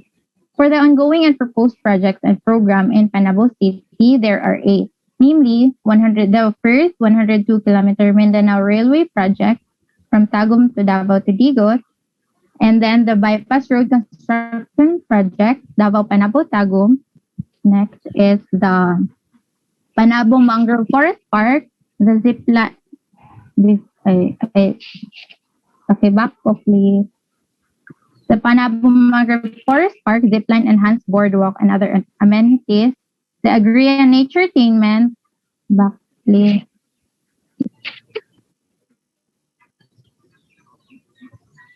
The tourist-friendly setup to view banana production in Panabo City, development of local gourmet products at Panabo Mariculture Park, and lastly, the Philippine Rural Development Project, Farm to Market Road concreting. And read the action plans. We have identified 4 tourism sectoral goals. And first is the increased number of tourist arrivals with a desired outcome that Panabo City tourist arrival increases. Second is the increased tourist attractions and activities with the desired outcome, more choices of tourist attraction and activities for tourists. Next slide, please. Third is to improve skills and expertise of tourism council staff with the desired outcomes, enhance skills and advocacies and promotions, and mobility, which has desired outcomes of to have more choices of transportation for tourists. That would be all, and thank you. Thank you, participants. And now let's proceed to the question and answer. And let's start with Dr. Ibrahim, sir. Okay, thank you very much and congratulations for the presentation. Actually, this is more on recommendation lang at saka some of the comments, no. Ayan, based on your on your present condition na data or presentation kanina, I'm actually expecting that ito yung magiging center or focus ng inyong action plans. Katulad ng sabi niyo nga, in terms of recognition ng tourist attractions, medyo mahina pa, parang ganyan. And then yung also about medyo problematic based dun sa report niyo yung historical and cultural value kasi most of the scores doon nasa 3, 'di ba ganon? And pinakamaliit doon nasa 2 is yung built heritage. And then also about the drainage sewerage system ninyo and tawag dito yung accommodation and restrooms. Ito yung mga parang problematic na areas, no. So I was actually expecting na dito yung magfo-focus yung yung tawag dito yung mga action plans. Pero nakita ko na maganda sa presentation niyo din is yung SWOT analysis at saka yung present condition na na-present niyo ay nakalink din sila dalawa. And also, nakita ko rin din dun sa SWOT analysis yung mga strategies, no, na nagawa ninyo, which is konting na lang magiging parang specific na siya. Pero pagdating doon sa presentation of the action plans na talaga ninyo, makikita mo na broad pa rin siya. Generic, parang hindi pa siya ganun ka-specific. Ano ba dapat talagang gawin in a very specific way? Ano bang actions na gagawin niyo para for example, maka-contribute kayo dun sa pag-increase ng tourist arrivals or etc. So, ganun lang. Thank you very much and congratulations for the presentation. Thank you, Doc. And now let's proceed to Ms. Arbistondo. Ma'am? Hello, very nice presentation. I like how everything is arranged, and especially it's more of a comment on I like especially the framework and strategies ninyo, which you have like the weaknesses and opportunities, and then everything is informative talaga, everything is there. And especially doon because your neighboring municipalities are city already, right? So sabi niyo kanina, so you're targeting into I've heard earlier that you're targeting into social media to gain tourists also. So, very nice and very nice presentations. Congratulations.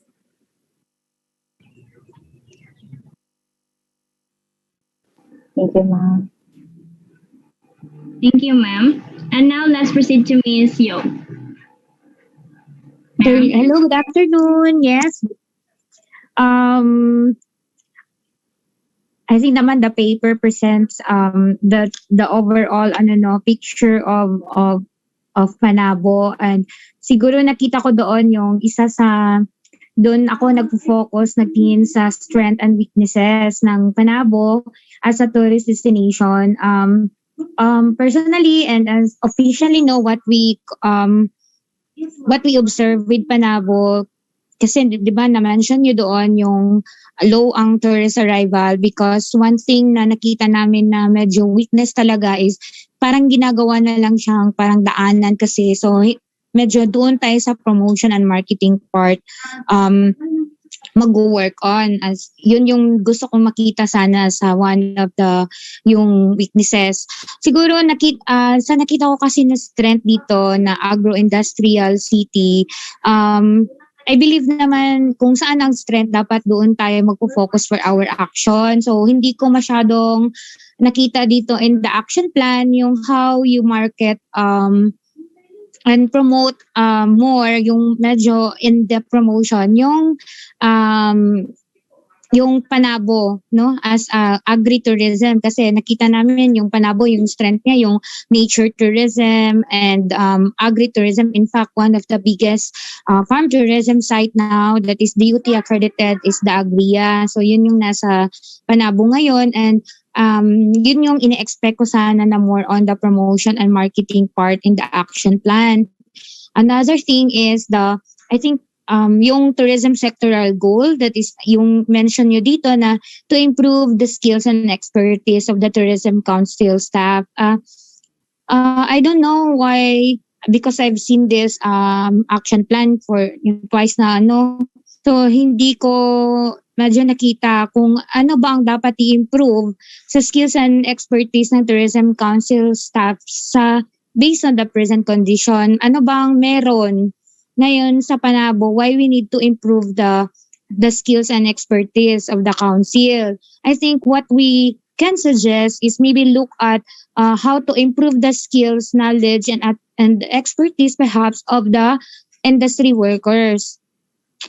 Kasi in terms of yung customer service, in terms of yung the skills part. So because I believe the tourism council, yun na yung council na yun, how do you think you can improve their skills? Magkanta ka ng training and seminar sa kanila? So, are we referring to this? Ito ba yon ang ibig natin sabihin sa ating action plan?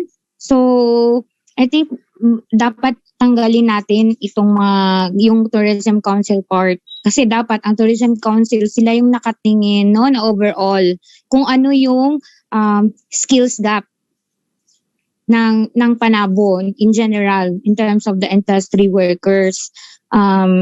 Kaya kung pwede, baka doon natin ito masyadong bakit ganito na sila yung ninyo i-improve ninyo. Siguro i-improve niyo yung skills nila in terms of on crafting the policies and guidelines in promoting and yung the tourism industry of Panabo City, not on the skills part, and yun lang. And also add on the promotion and marketing part, kasi I think yun yung medyo kulang natin doon sa Panabo City. And that's all. Thank you. Thank you, ma'am. Thank you, panelists. We will take note that as your suggestions for the enhancement of our future plans. Before we end this, allow us to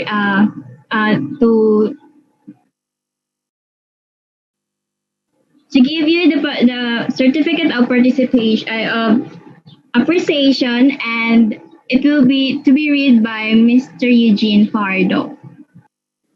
At this juncture, allow me to read this citation.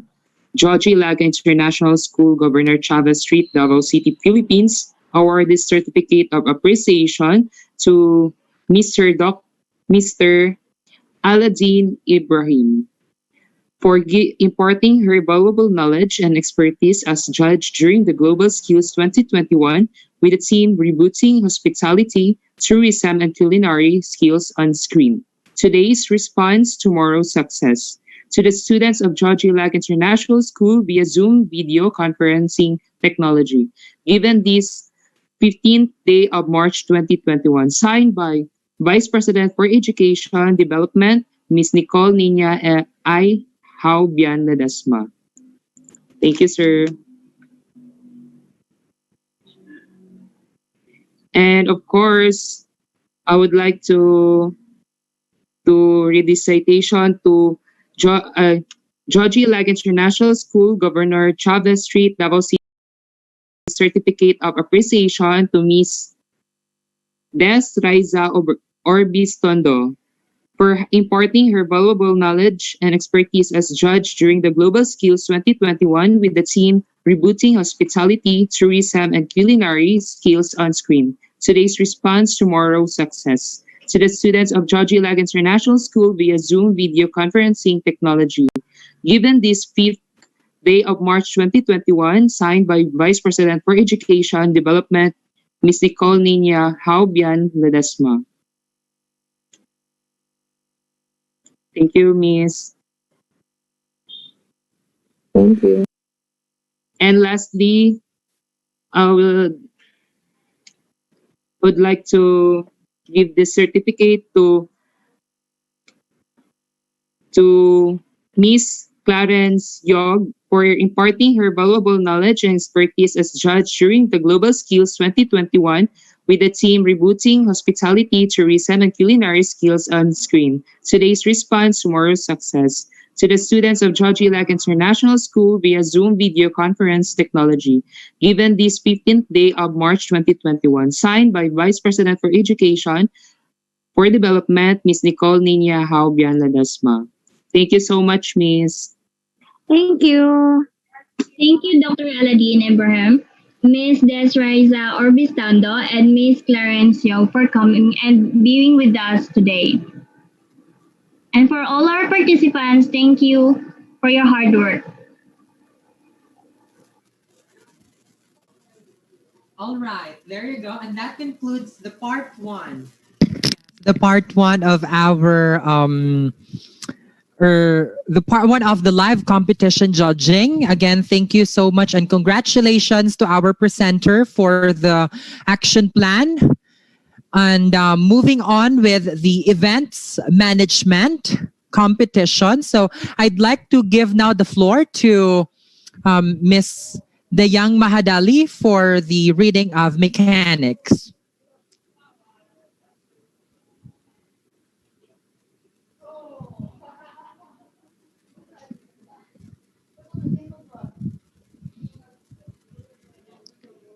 All right, I think that Miss Dayan Orbistondo is unresponsive. Let me read to you the mechanics for the global skills under the events management class. So the reason why we have added this events management proposal for we have this events management class and we are also an accredited institution under the United Kingdom Asia Pacific Institute for Events Management, the Center for Excellence 4-star. So we are really into making an events, or we are really making our students events management ready.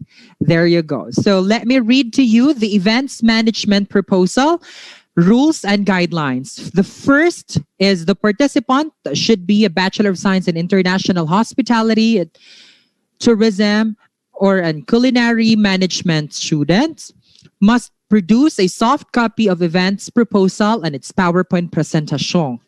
The participants must intellectually present the events proposal within the given time, and each presentation must be in line with the Global Skills Theme 2021.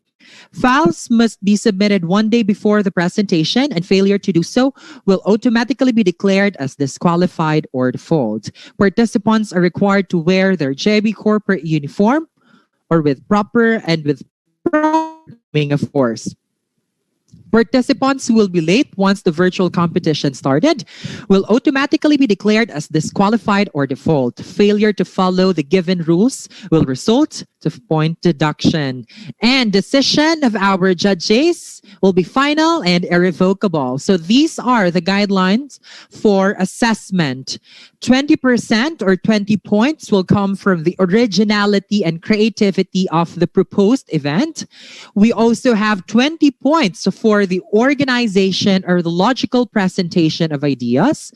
And we also have another 20 points for oral presentation and delivery.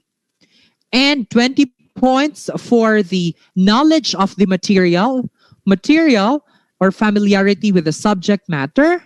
And of course, 20% for the overall impact, a total of 100 points. There you go. So we have 6 competing groups. We have, let me present to you, we have the A and W events, Alpha events, Confidently Beautiful events, Events by Sky, and Princess with Grace Events. And the last is we also have the Tribong Filipino. So without further ado, I'd like to call on our first entry. We have the Confidently Beautiful Events.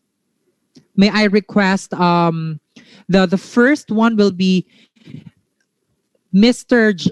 Joshua Argiles together with his member. There you go. Let me also share screen or give to you the screen or the PowerPoint presentation.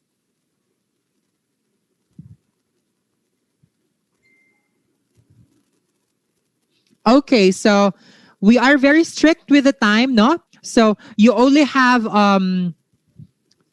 minimum of 7 minutes and maximum of 10 minutes for the presentation. And right after that, there will be a few question and answer or clarification from our panel of judges. So we have the same set of judges for the events management proposal. We have the ever amazing and the ever brilliant Ibrahim. Afternoon. We also have the owner of the Canto Uno in Surigao. We have, of course, a JIB alumna, Miss Des Raisa Orbis Tondo.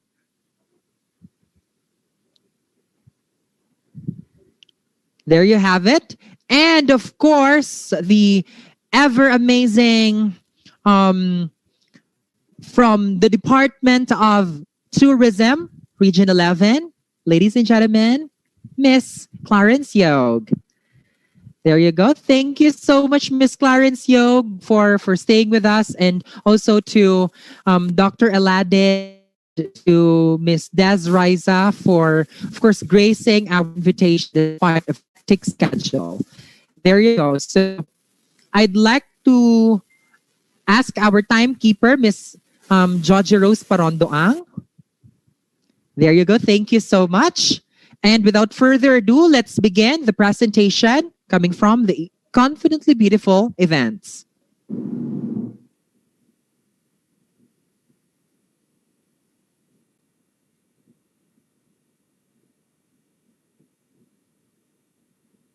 So once again, mabuhay Madayaw. I am here again, Joshua Gilias, together with my event partner, Mr. Eugene Fajardo, and we are the event organizer of Confidently Beautiful Events. Yes, and our event proposal would be the Plantita Urban Gardening, choosing the right part. Next, sir. And this is our company profile. When it comes to business information, these are the business name, our business address, the email, the contact number. And about us, as what I've said, we are confidently beautiful. Yes, because our events will provide the most amazing event planning services, and we approach project with a meticulous attention into detailed precision. Why we can say that we are the confidently beautiful, because we are very sensitive and we are very perfectionist when it comes to our delivery of service. Because we are not only asking for money, but also we would like to give a beautiful service for our customer. And our mission statement is to exceeding the expectation and meet customer satisfactions, means client can trust that their event is in capable hands. Next, sir.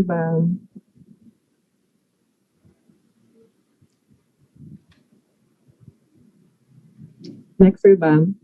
And this is our company logo. As you can see that our company logo is inspired with the crown. Because yes, indeed, we are doing our best, and we are currently in a throne, or we are currently in our position that we are in the highest level. Because our service is not only for the presentation, but of course we would like to make an expectation for coming from our customer that we can deliver a good and surprisingly nice events for them. And that is our business card, the front design, and of course the back design. Next, sir. And these are our organizational chart, and me, the events chair, myself, Joshua Argilias, and our registration head, this is Jason Valdez, the finance officer, the food committee, and the logistic head, and the technical officer, and the security officer. Next, sir.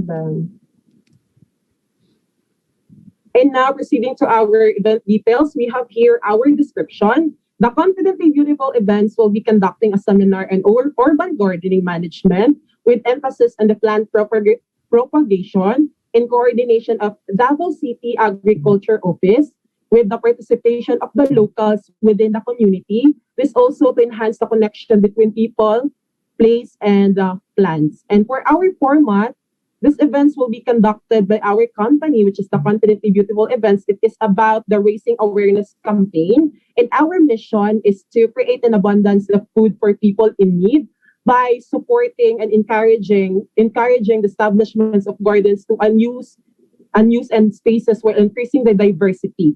This is the raising awareness for our health and wellness and to inspiring and increasing diversity and to inspire and educating youth, adults, and seniors. We are requesting sponsors from our different sectors. Of course, we can't do this without the help of our sponsors. And to make it credible, we are asking and seeking help from them. Next, Sir Bang. And for the vision, this is to help improve the lives of the Filipino people and address food sufficiency and security through urban gardening. And the objectives of this event is to educate about sustainable food and the health benefits of it. To motivate local that urban gardening is the best way to get healthy and nutritious food for the family. And to teach local valuable lessons about nature, our food system, and sustainability. Attendees are chosen representative by every barangays in Davao City. And sir,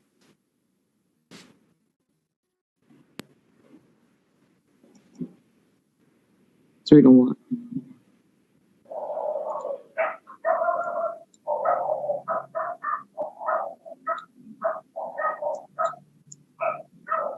Sir, pabak ko sa sa may sa experience po, sir.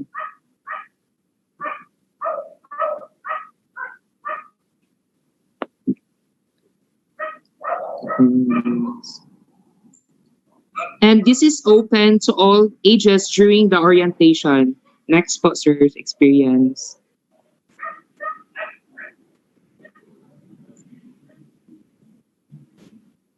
Okay, to the experience, before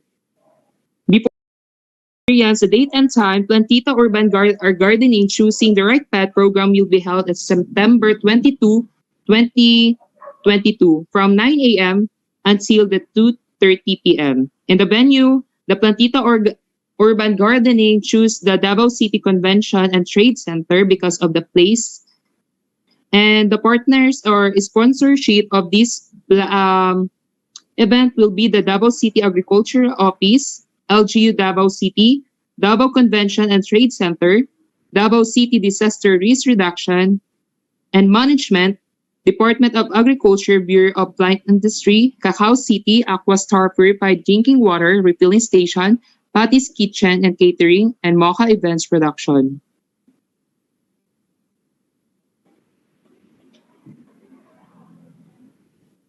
Next one, sir.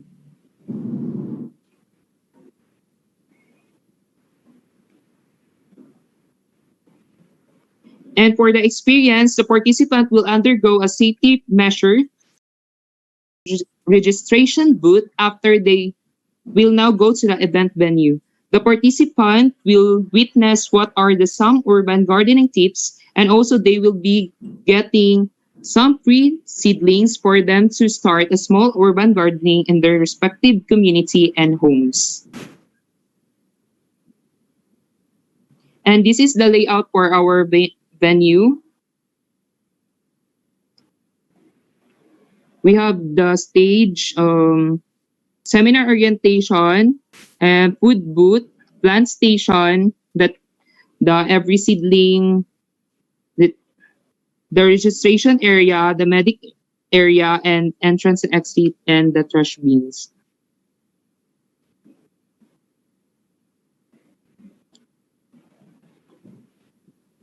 On the next bestie. And to proceed our security measures, we have here our emergency plan. There will be a first aid booth beside the registration area to provide first aid assistance if needed. Davao City Disaster Risk Reduction and Management Office will be standby outside the venue. And our budget proposal will be focusing on the venue, of course, 60,000 pesos. The marketing and invitation would cost at least 15,000 pesos. For the foods, we have 21,000 pesos, and other expenses, we have 50,000 pesos with a total of 146,000 pesos. And our contingency funds would be 40,000 pesos, and for the final total would be 186,000 pesos. Next report. So this will be our event program, and we are acquiring our speakers, and this is our event flow that we'll be conducting if this proposal will be approved. Next, Sir Bob. And the duties and responsibility events chair, we will oversees the entire event and planning process and appoint heads for committee roles and develop work plan and agenda for committee to stay on task. And registration head responsible for the smooth process of the event and monitors numbers of participants, especially that now we are strictly imposing 1 meter distancing and we are limited only in terms of participants and lastly creating and finalizing invitation letters. And for logistic head, oversees the entire venue setup and equipment to be used, and coordinates with members on the planning process regarding the venue and program. And lastly, analyze venue capacity. For technical officer, responsible for the sounds, designs, and collaterals. You only have 1 minute left. And for security officer, responsible for the risk management of event. Finance officer, responsible for overall budget needed by a different event committee. And for food committee, responsible for the participants and stop meals. And the event timeline, we are allotted a 5 months. In April, planning phase, May, send proposals to the barangay and other concerned departments meetings discussion. June, letters to the speakers and volunteers, prepare and edit printable and announcement. July, follow up, confirm speakers and volunteer meetings for the adjustment and changes.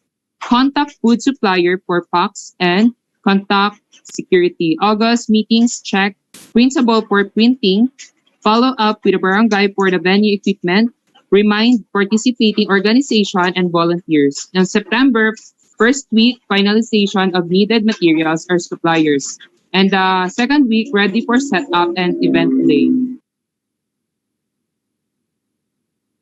Thank you and thank you. So much. Confidently beautiful. Indeed, you have presented it confidently. So without further ado, I'd like to ask our panel of judges if you have questions or clarification. I would like to request Miss Clarence Yog first. Perhaps you have clarifications or questions.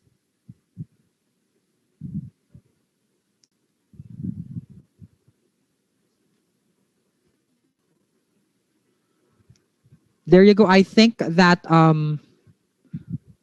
hello, Miss Clarence. All right. So we'll get back to Miss Clarence. No, I think that she's having an internet connection problem. Let's have Miss Des Riza or Bistondo.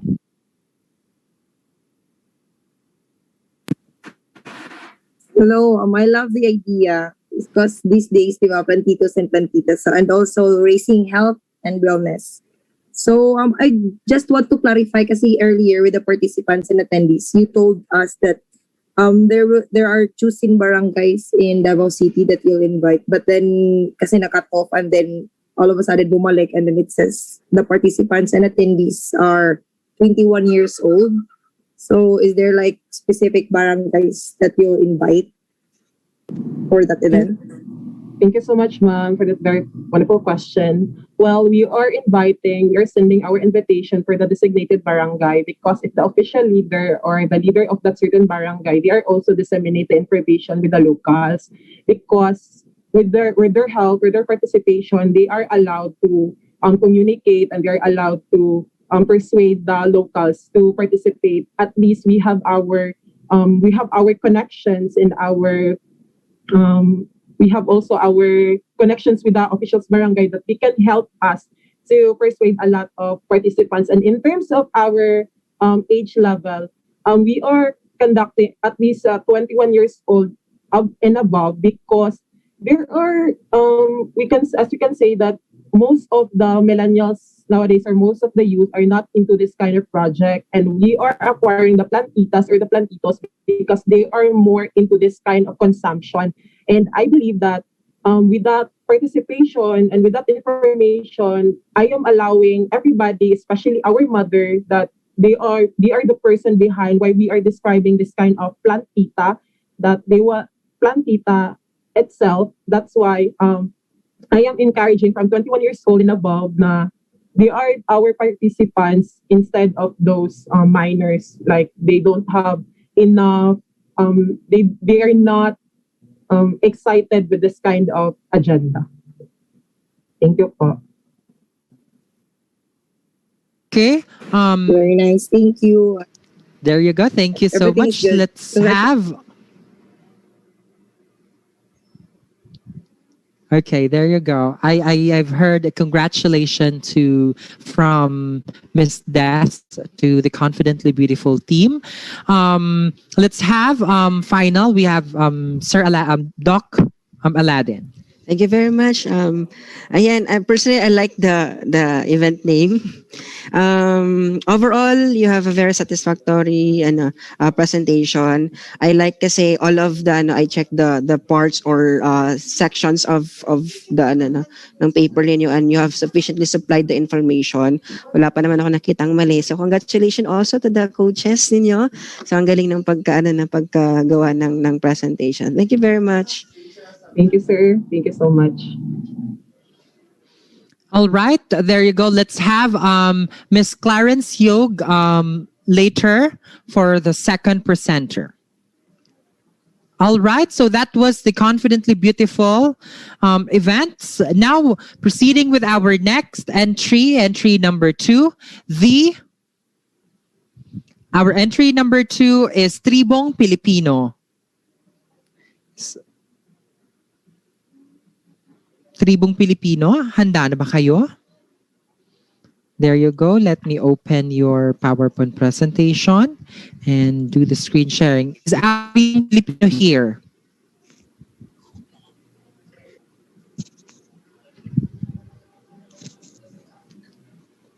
Tribong Pilipino, may Hello, sir. Tribong Pilipino. Yes, Hello, sir. Good afternoon. Good afternoon, everyone. Good afternoon, everyone. All right, there you go. Tribong Pilipino, your timer starts now. So, good afternoon, everyone. I am Joanna Tividad, together with my co-event organizer, Ms. Chabelita Alcoy. So, our next, please. So our event proposal is a medical mission in a rural area entitled Katutubong Pilipino. Tribong Pilipino is an indigenous people in the Philippines. We made this proposal in order to help them to prevent further diseases and illness by giving them a correct medication, although they have a traditional way of treating their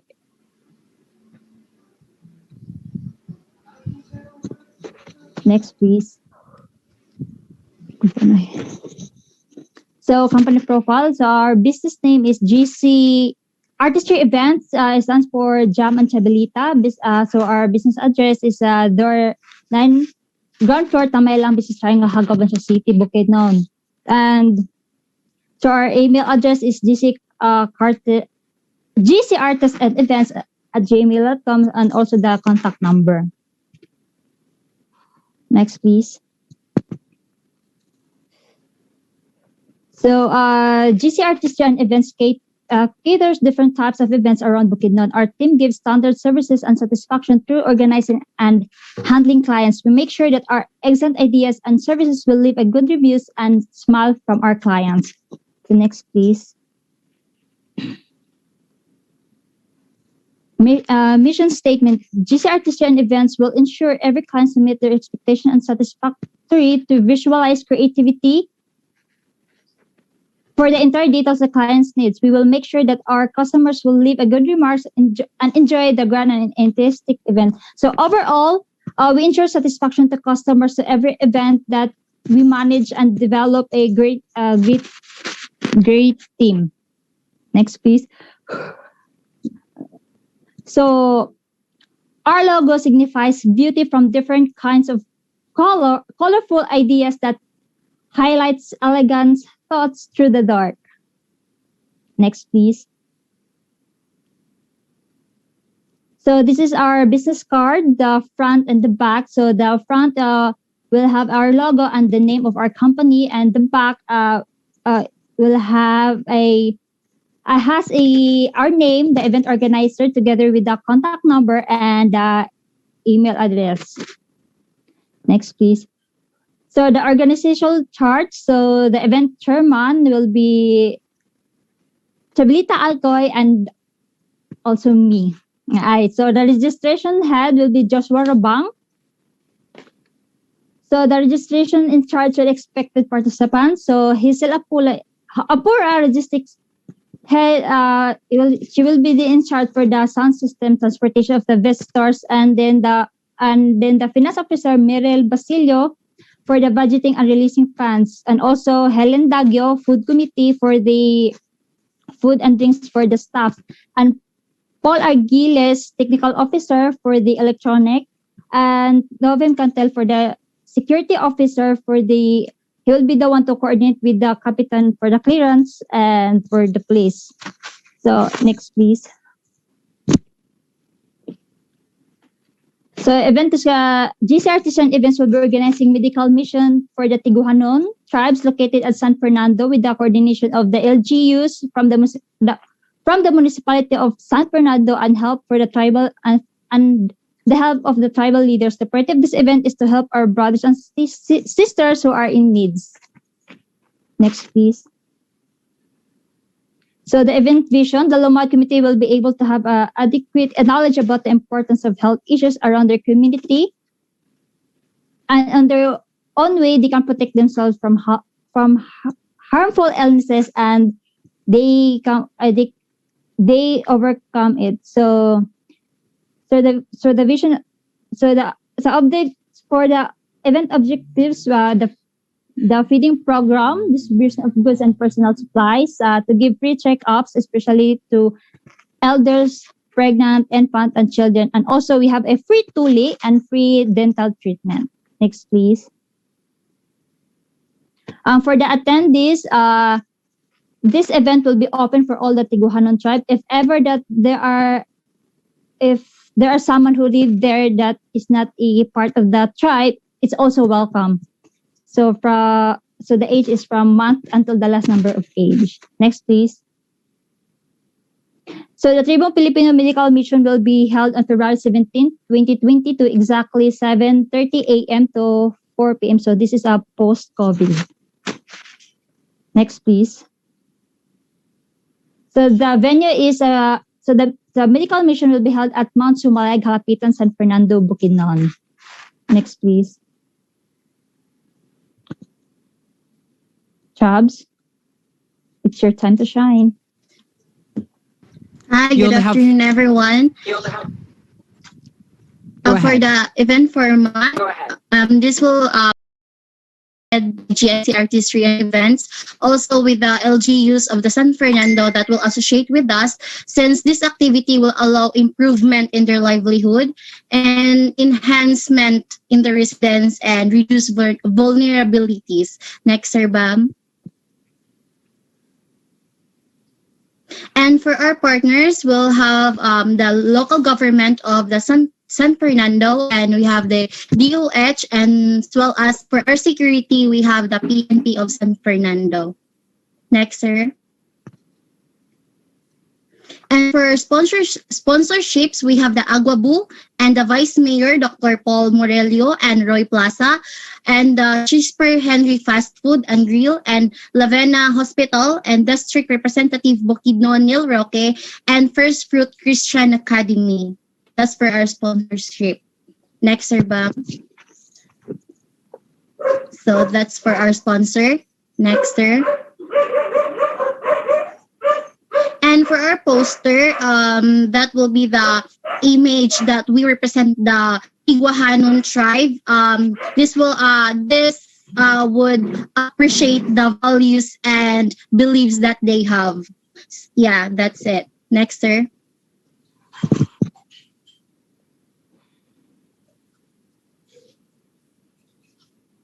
And for the registration form, we'll have this priority number to identify which area of the medication they are in, and also guidelines for have a peaceful process.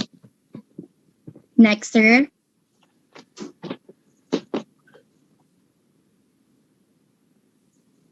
And for the certificate of appreciation, this is the format that we are given to our partners like LGU and TNP and the DOH. Next, sir.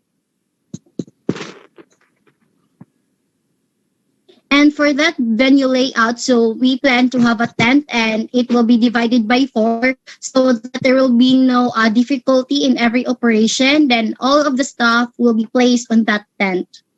Next, sir.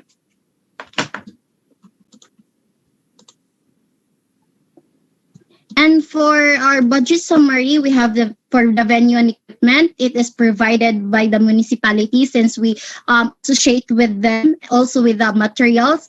And for the food, we budgeted for 8,550, and for the goods and personal supplies, because we carry some groceries for them, like every household. So we budgeted for 15,690, and for the medical supplies we budgeted 11,153 pesos, and another expense is just like a staff meal and other expenses just cost 450, total of 35,843 pesos, and we have our contingency fund for 2,000 pesos that will total of 37,843 pesos. Next, sir.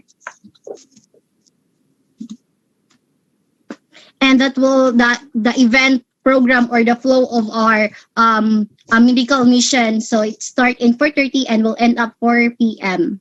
Next, sir.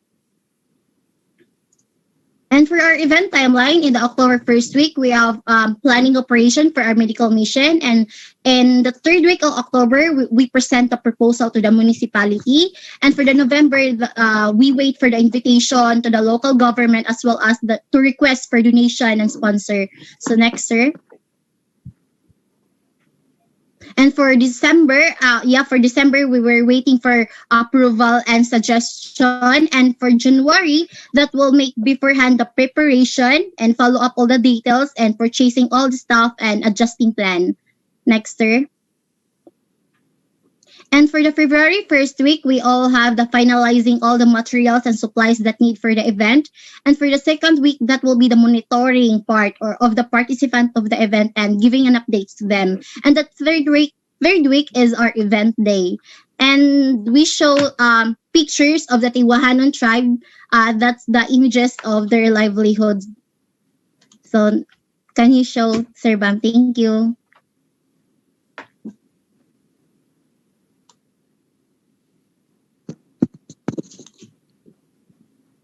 Yeah, those are the images of the Tiguahanon tribe that living in San Fernando, Bukidnon. And we would like to help them. Thank you, sir, and that will be all. All right, and that was the Tribong Pilipino Events Management team. A round of applause to them, please. There you go. So I will give now the floor to for the comments or clarifications or suggestions to our Tribong Filipino Events Management team. Let's have Miss Clarence.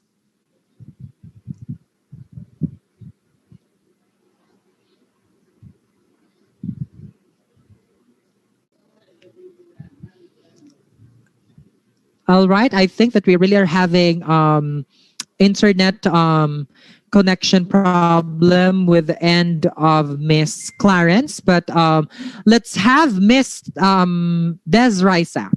Your thoughts on this, please. Yes, very nice event because you want to help the people, and also you're from Bukidnon, right? And then you want to help the people there too. So also it's gonna be a little bit longer kasi di ba it's gonna be a medical mission, so kailangan ng physical contact. So I like the idea also that it will be a little bit further next year because of the current situation. So very nice concept and plan. Congratulations. Thank you, Mom. Thank you so much. Thank you, Miss. How about Dr. Aladdin, please? Thank you, sir. I like the purpose of the event. And yun nga, maganda katulad ng kanina din, maganda yung laman ng proposal. Medyo napapansin, medyo tense lang siguro yung participant natin. Don't peek kasi maganda naman yung pagkagawa ng proposal. So congratulations everyone. Thank you, sir. Yeah, okay. Thank you so much to our panel of judges for that very nice and very kind words. All right, congratulations, Tribong Atal. Let's move on with the next team, which is may I request the next team, please? Yes, sir, we're ready. The screen share me, sir. Please po. Yes. No worries. One moment.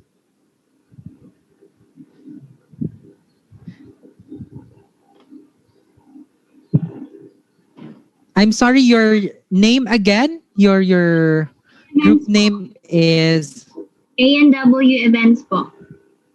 A&W Events. All right. Let me share the A&W Events.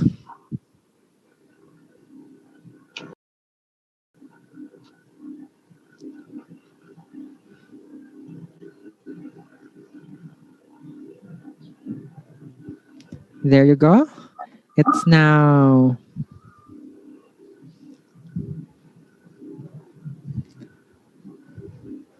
okay. Play me sa video after na intro, sir, ha? Yes, no worries po. Opo. Thank you po. All right, one moment. I think that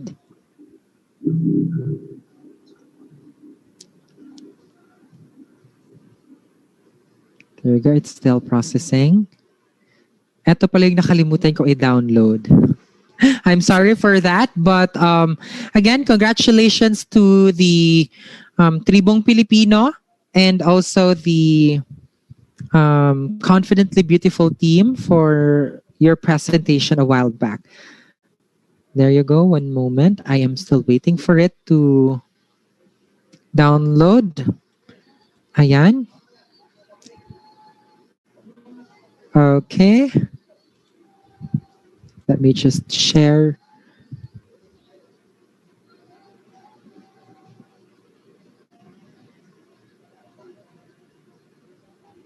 I'm sorry for the delay.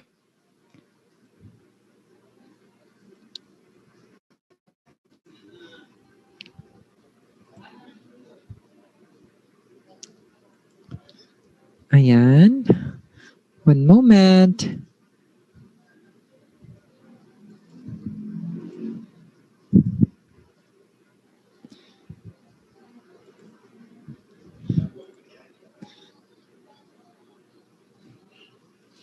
So I hope that everybody is feeling great. By the way, the business speech just got ended, and congratulations to the event manager, we have Mr. Christian Huquinio for the success of the business page. There you go. And of course, congratulations to the student manager, Miss Hennedy Lau. Ayan. Thank you, sir. Actually, nandito rin yung ibang judges from business pitch. Currently Hello. I would like to acknowledge the presence of our panel of judges for the recently concluded business pitching. Thank you so much for gracing our invitation and for joining us here in our events management competition. Thank you. There you go. Let me open again.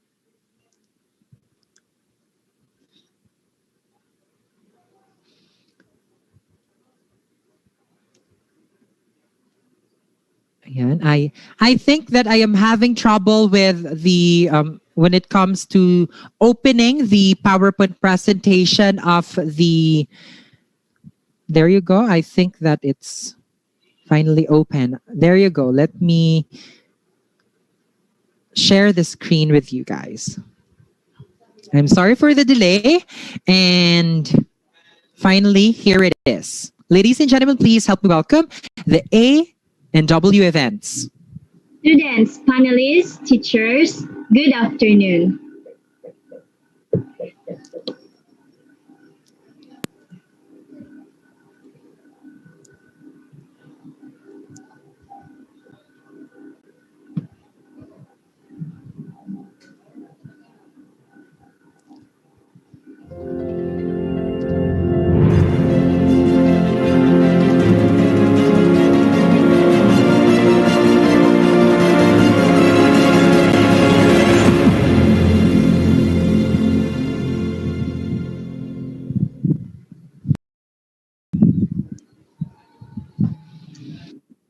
Welcome to our events management proposal.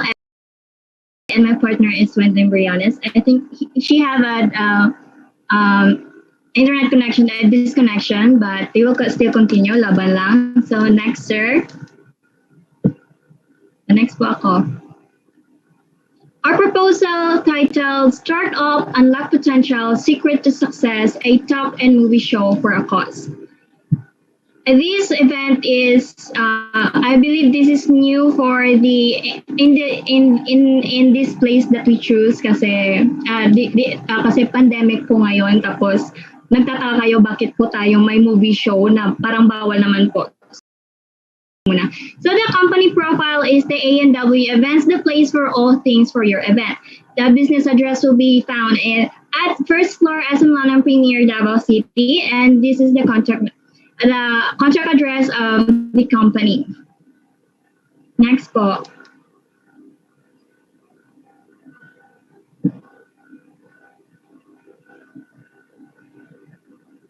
So about us, the company, and A&W Events is a local-based organization event that caters the client's dream event. It would be in the city or in the provinces. And our purpose is to extend what is the goal of our client's dream event. Next po.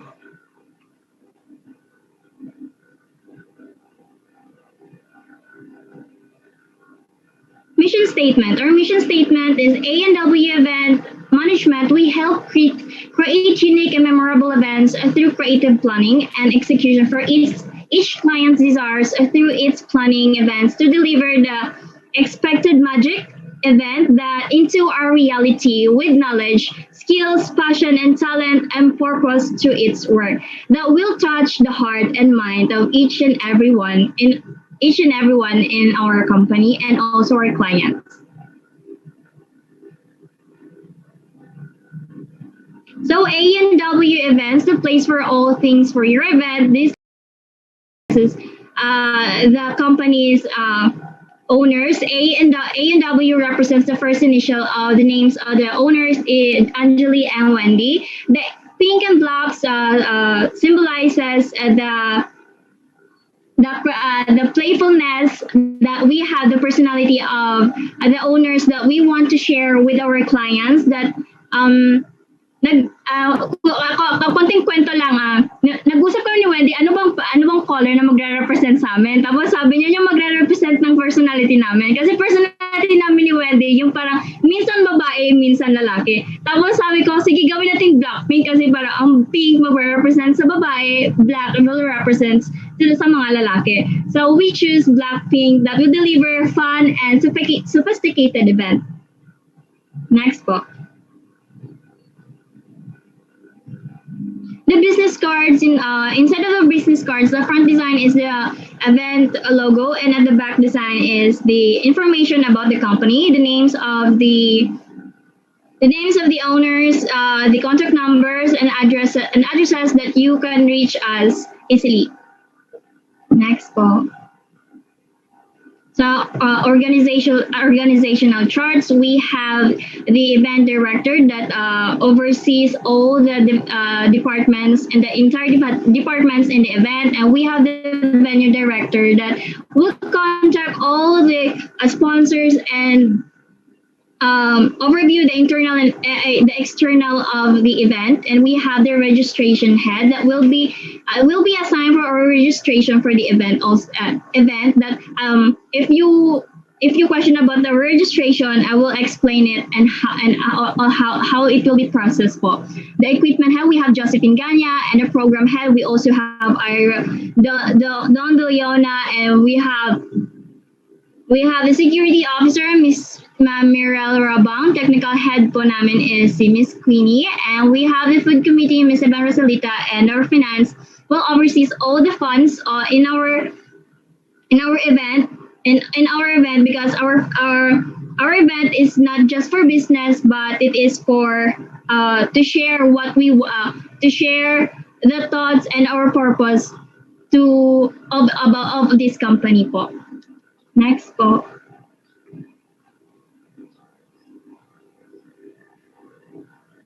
So the event description is A&W events. The place for all things event is organize a philanthropic activity to stage an event for the Philippine Eagle Foundation in the form of talk and movie show for a cause. Our organization will continue to promote and protecting the conservation of our endemic species here in our country, especially here in Davao. Since Miss Wendelin Briones and me, Anjali, part of the JIB Earth Care, so we promote about protection and conservation of our endemic species. Next po.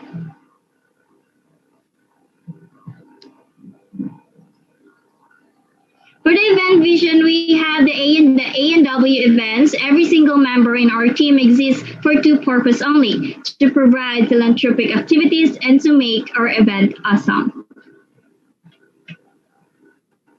Next, sir. Event objectives is to raise awareness and protection and conserving our species, especially here in Davao City. Number 2 is to raise funds for the Philippine Eagle Foundation. And third is to inspire everyone and unlock potential within the talk that we will be discussed later. And to leave a smile and memorable experience that touches the heart and mind of each and everyone in our event.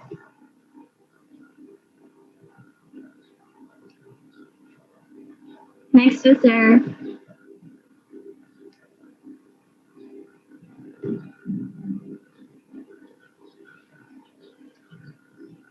So the event attendees is we encourage the ages 18 to 70 to participate to the talk and movie show for a cause. Next, sir.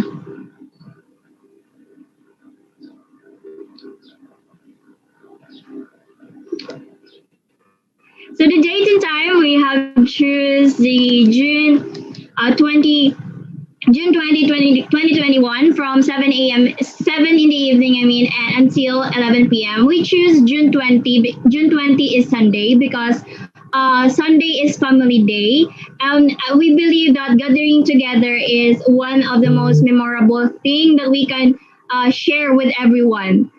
It is a holiday for everyone, so we choose the date of Sunday to have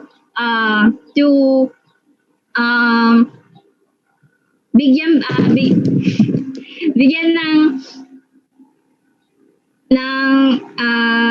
atensyon ng Sunday kasi parang nawawala na po tayo ng mga kasi natututok na po natin mga sarili natin sa teknolohiya, then nakakalimutan na po natin mag-bond with the family, so we choose po Sunday.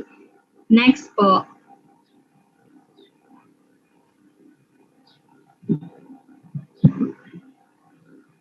The event venue, we choose the SM Lanang parking area, the SM Lanang Premier at Davao City, Philippines.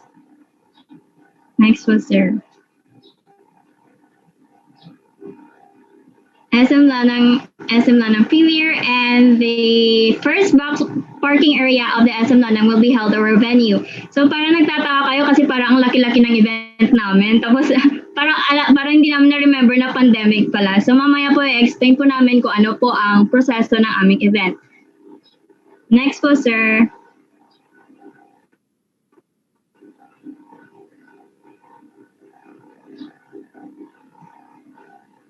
The format of our event, the event will be managed and organized by A&W companies, and purpose of this event is to raise fund and conduct awareness about our endemic species, and this will be hosted by A&W and also with our speakers, coordinating with our speakers, partners, and sponsors. Next po, sir.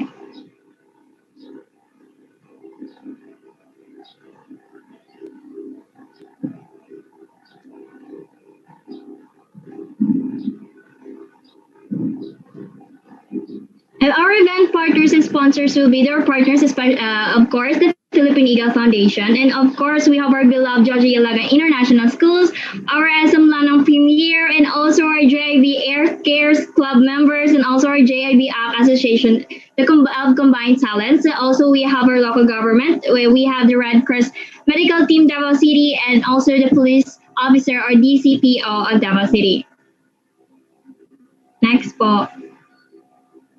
And also we have our sponsors. Our sponsors will be the Balik Bukid Farm and Kitchen, and we have also the Pizza Hut SM Lanang, and we have the H20 Diesel Water, and also the Manic Nights Production. Next po, sir. We have here our minor sponsors. We have the Kaizen Japanese Street Dining, Pearl Farm, Jobs Reach, Majesty Wellness, Filtration Machine, and also we have these are the logos of our major and minor sponsors and partners. Next po, sir. And this is our poster for our event. 1 minute left. For our event, the purpose of our event is to have an event to outside, but you're also inside. What I mean is, you're inside of your car, but you will go out of your house. Kasi gusto namin hindi baguhin na natin kasi nasa new normal na ho tayo. Wag po tayong dito na lang ho mag-stop. So we help our industry from the theater industry. We would like to help also the tourism industry po na ipagpatuloy po natin lahat ng mga na-stagnate po na mga industry. So we have our talk. We have our speakers in Mr. Ralph Tilaiko, a owner of the Machu Mucho, if you're familiar of that, the Brisa Salon po. He is one of the speaker. He is the speaker. And also we have the night, after the speaker, we have the movie night show that will be sponsored and chosen by the SM Lanang because they are one of our partners in this event. Thank you po. Next po, sir.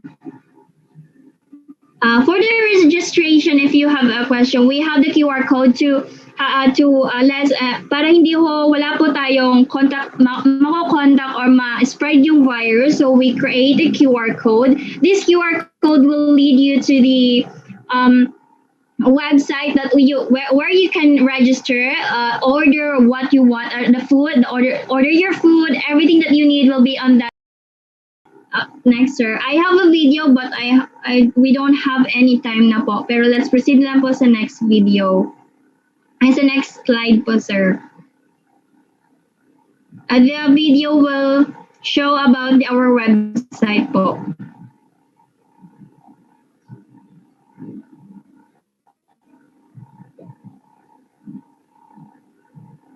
This will be our website. So where you can buy your tickets, snacks, and you can read all about our purpose, why we do this event, where what saan po mapupunta yung money or yung fund na nalikom namin. Nandito po lahat sa website po namin.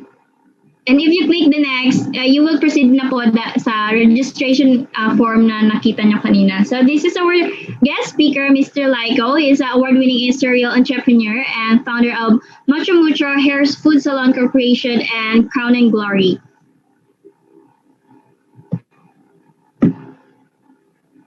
And next we have the highlight. One of the highlight of the event is the movie show. So the movie show will be held in Car. This will be the new to Davao City, and we want to help, not also the Philippine Eagle, but also just like what I say kanina na about po tulungan po natin lahat ng industry na makabangon po.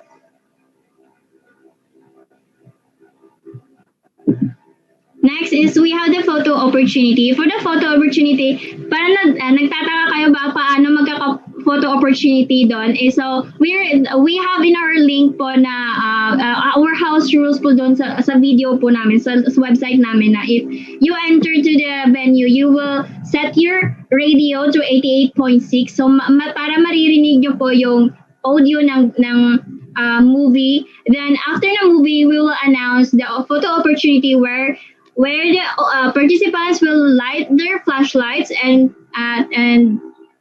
raise it sa labas, so it will be represents as you. So it will signify as the light will signifies as a hope for a new normal po natin. Next po, sir. And we have also the event experience natin is meron na appreciation of our speakers, and also for our participants will receive also a certificate. Next po, sir.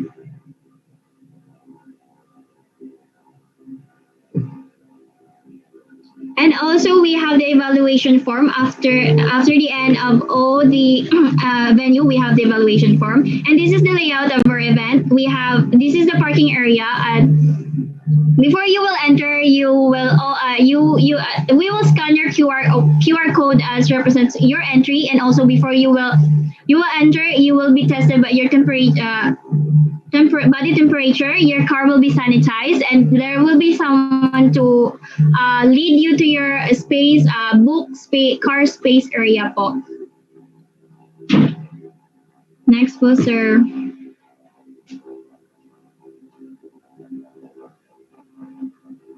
We have our budget. Na nagtataka po kayo bakit po ang laki-laki ng event namin pero yung budget namin ang liit-liit. Kasi we want to raise a fund po na malaki. We want to raise a fund na ma-cater po lahat ng nangangailangan in our wildlife. And also we gather lots of sponsors and partners to be with us to push this event para po to be served as a philanthropic responsibility of each of our stores, our businesses, na hindi lang po lahat na inisip natin is all about money lang po lahat. Dapat po kung ano po merong dumadating sa atin, we shouldn't forget na mag-share po sa iba. Not just for the people, but also po sa ating mga animals, kasi animals are been here in Earth before po tayo. So next is we have our program. Our program is led by our teachers here in our Joji Lagan. So we have Mr. Ciel Cabrera, of course. We have also the Miss Nina Habian. Our institution will be involved also in here. And also we have our director of the Philippine Eagle Foundation, Denise I.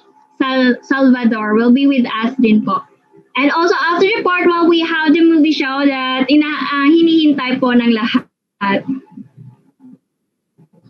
And for the preparation of the event, how far 6 months preparation with the January, where we plan everything, and on the February we will send a proposal to each student. We have a meeting discussions, and on March we will be preparing letters for speakers, club members, and all the sponsors that are all involved. And also the layout and announcements will be prepared.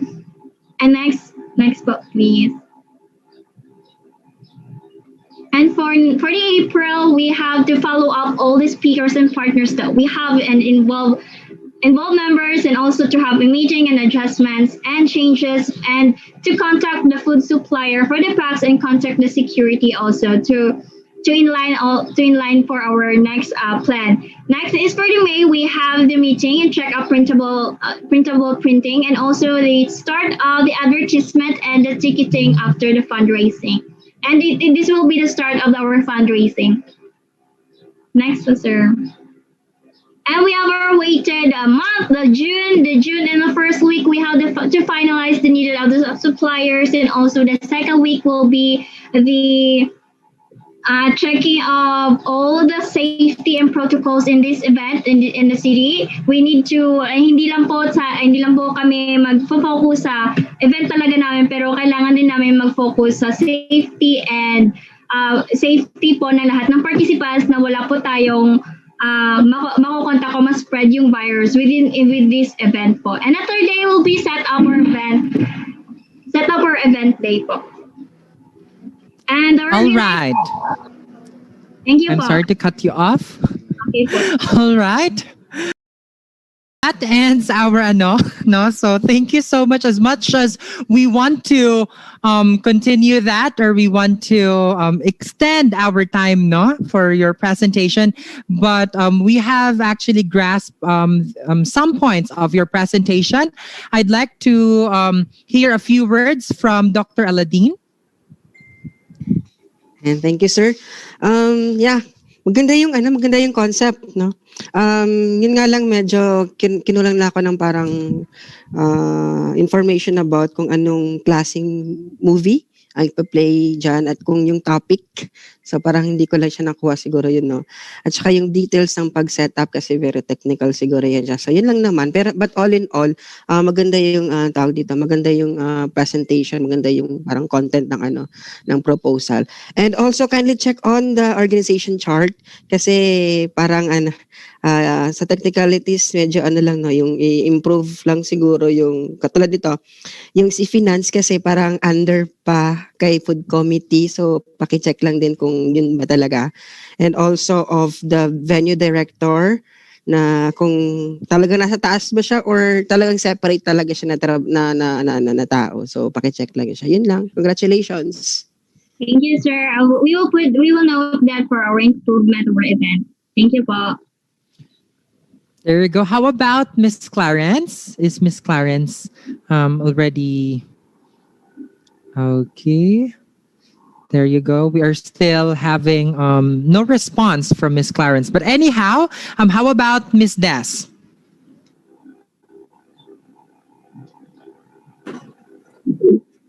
Hello, very nice presentation. It's something new, and then it's exciting for that specific event, especially during Davao City. And yeah, congratulations, very nice presentation. Thank you, Miss. All right, thank you so much. Moving on with our next member or participants or pair, we have the, may I recover next entry, please? We have the entry number 4 from the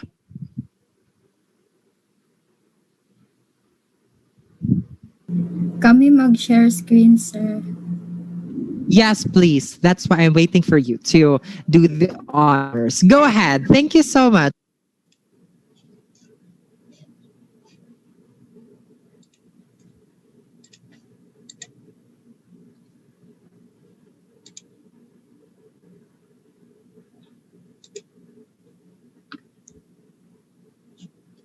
Your timer starts now. So, mabuhay ug madayaw. Good afternoon, everyone. Good afternoon, judges. We are the Princess with Grace events. Next says, our events proposal is all about cooking engineers teaching young adults methods of cooking. Next, please. Our company profile, which is the business name, Princess with Grace Events, business address, which is located at Jensen Drive, Coronadal City, South Cotabato, company email address, and our company contact number. Next, please. About us. Princess with Grace Events caters different clients within the area of South Cotabato and outside its location, and our team provides services by planning and organizing social events for individuals and business groups. Next, please. Princess with Grace Events mission statement is to ensure that every event are dedicated to delivering effective and efficient service to meet our clients' expectation and needs. And for our logo, this is our logo, Princess with Grace Events. Princess is the first name of my name, which is Princess, and with Grace is the second name of Helen Grace. And this is our business card, the front design and the back design. For our organizational chart is events share, which is Princess Dean Dagyo and Helen Grace Apura. This is our organization. Registration head, logistic head, finance officer, food committee, and in line with logistic head is technical officer and security officers. For our events description, Princess with Grace Events organizing an event where we teach young adults some basic methods of cooking and the coordination of the local government of South Cotabato and the local people of Rafael Alunan Avenue, South City.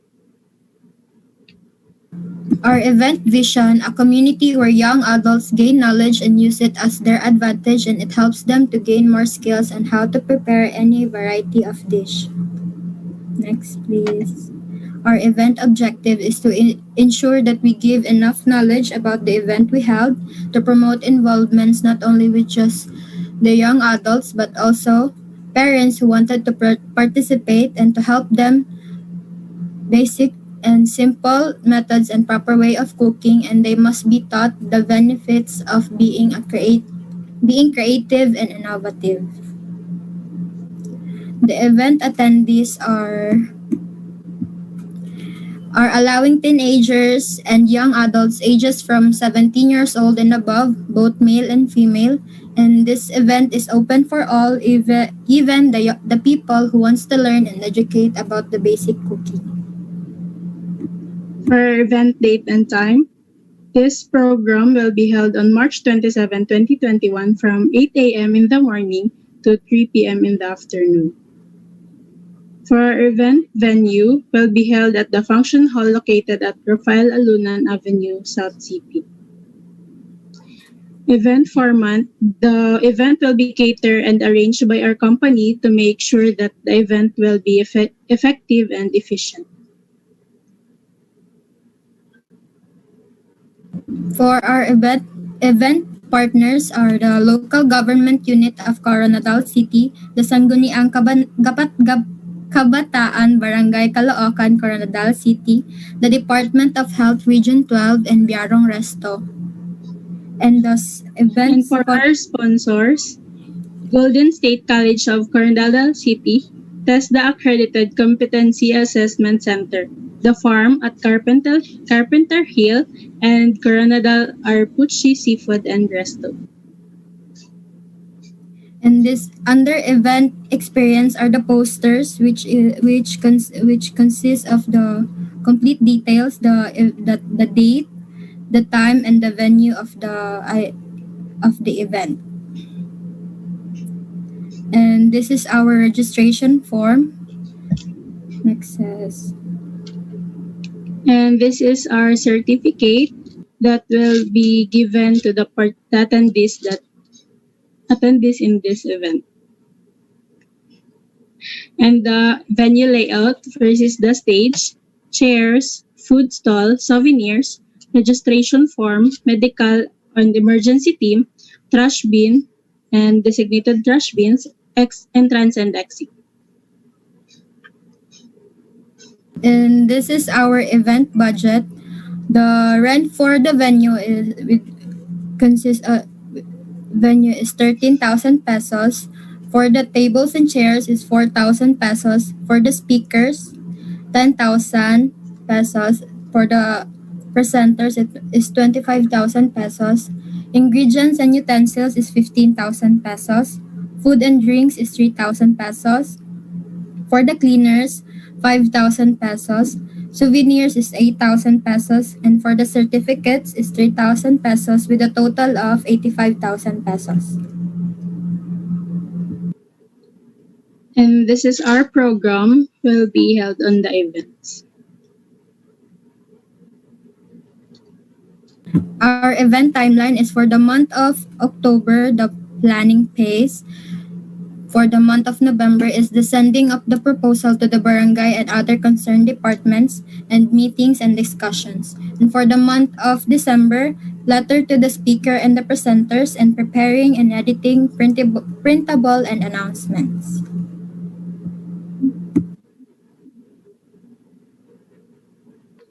For the month of January, follow-up confirmed email or letter from the speakers and presenters, meetings for adjustments and changes.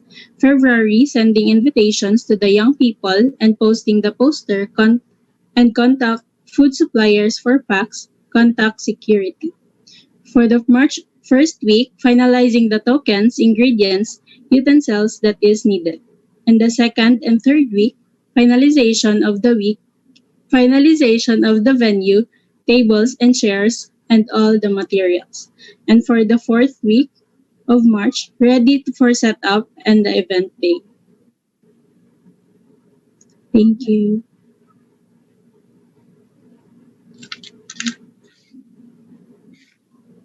There you go. And that was from the team Princess with Grace event. There you go.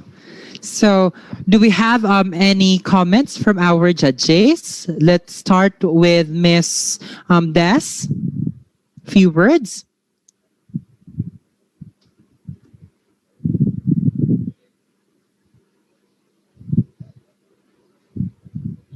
All right.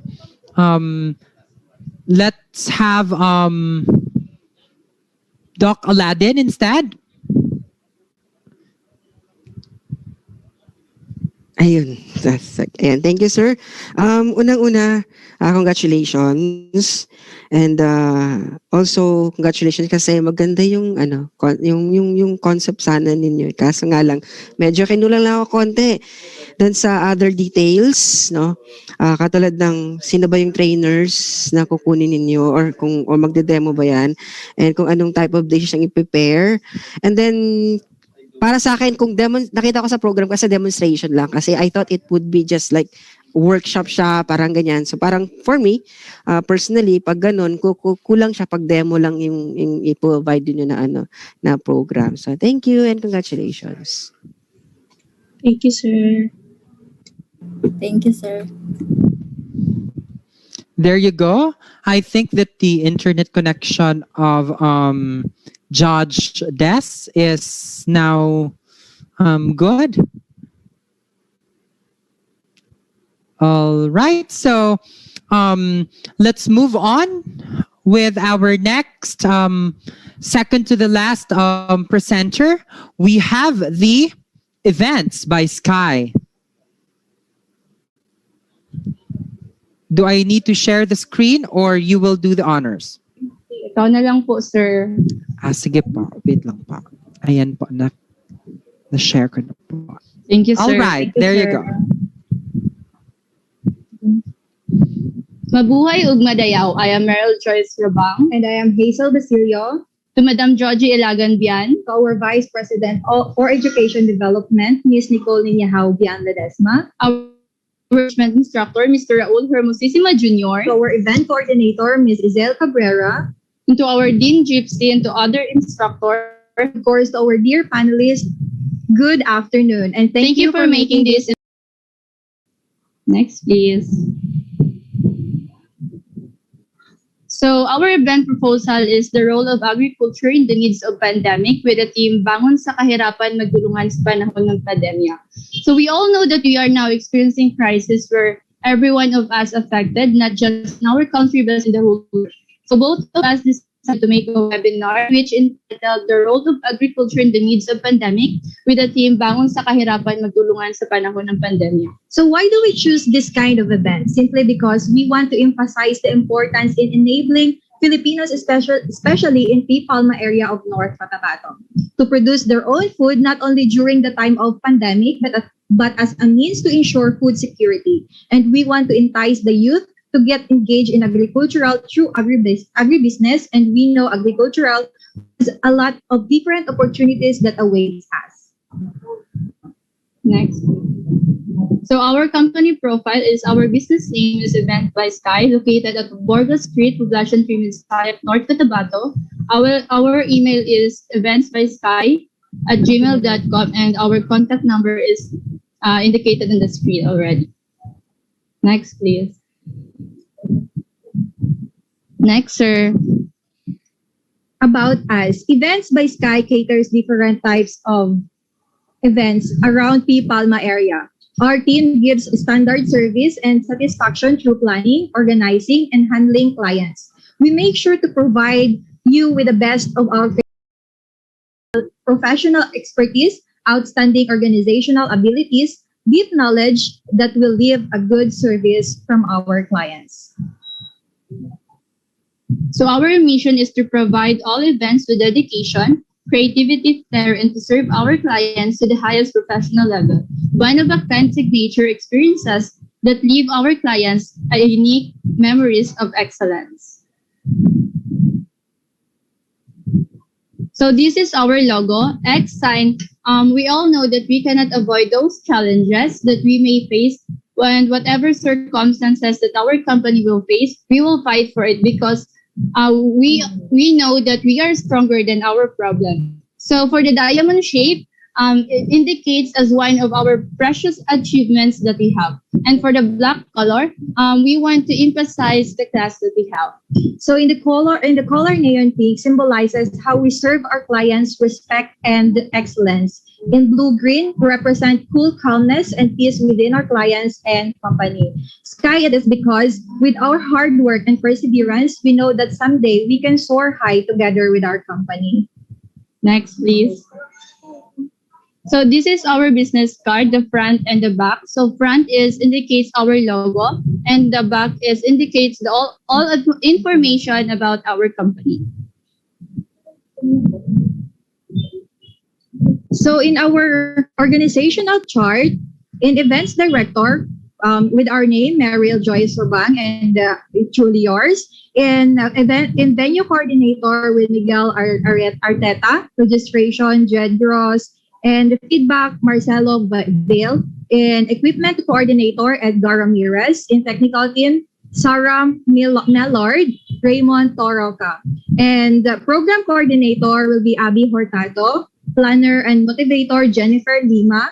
And financial administration, Marilyn Cortez. And the social media control is So our event description is Event by Sky will be organizing a webinar entitled The Role of Agriculture in the Midst of Pandemic with the theme Bangon sa Kahirapan, Magtulungan sa Panahon ng Pandemya, in coordination with the Department of Agriculture in the Municipality of Minsayap, North Cotabato, in educating everyone what is the significant role of agriculture in the time of pandemic and promoting the clean, green, and growing community.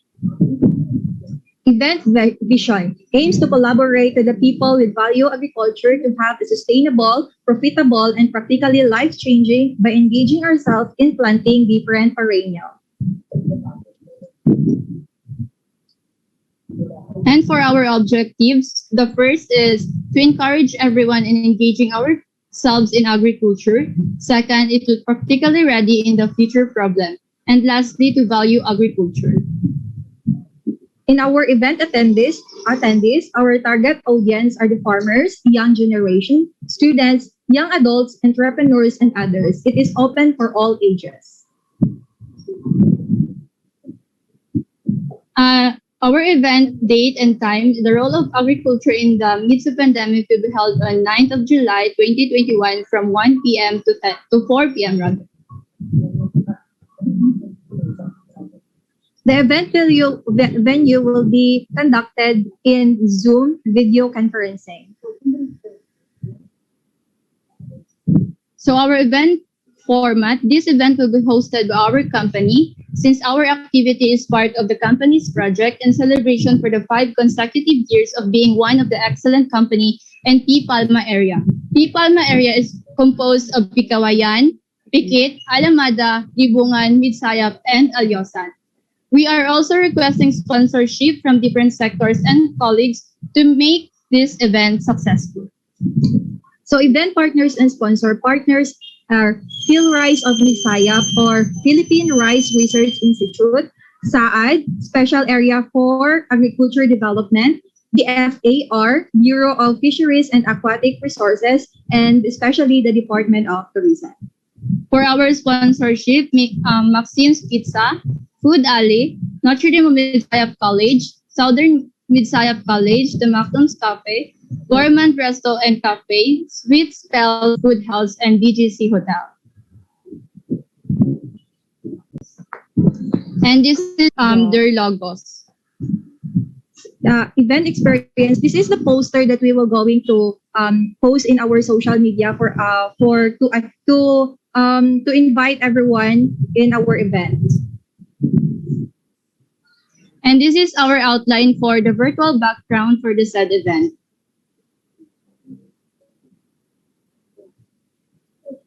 This is the QR code for the registration and the feedback form.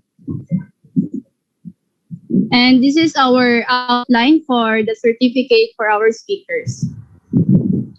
And also the outline of the certificate for participants. So in the event budget, first is electricity, 3,000 Philippine peso, sanitizer equipment, 1,000, papers, 500, ink, 500, internet connection, 1,800, webcam, 2,500, webinar software, 1,000, water bills, 1,000, speakerphone, 5,000. Of course, we have to pay our speaker. It cost of 7,000. So with a total of 23,300 pesos. So this is our outline for our program. Next, please. Next, please. Event timeline, April, planning phase. May, sending invitation to the speaker, sending a proposal program and topics to the speaker. Next, please. For the month of June, follow up and confirming the speaker, meeting clarification, posting our poster in social media, inviting colleagues, friends, and families by link provided, which is the registration QR code, and posting and disseminating a registration form.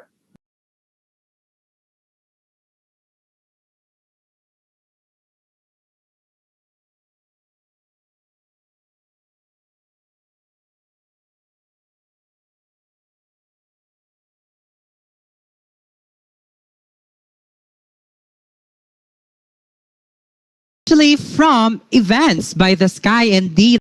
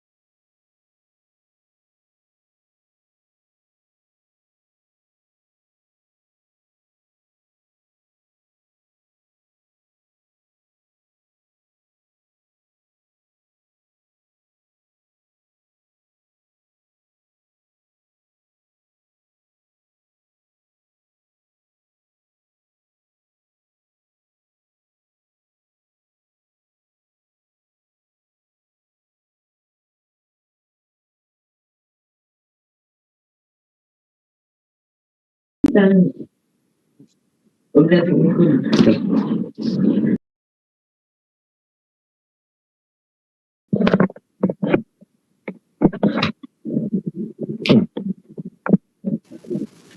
on.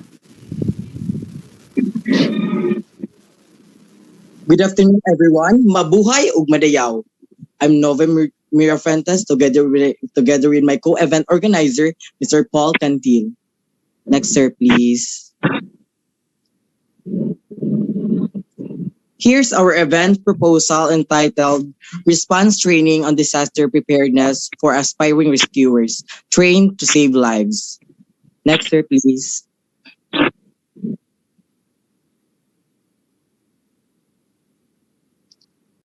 Here's our company profile, business information. Our business name is Alpha Events, located at Archaga Street, Davao City.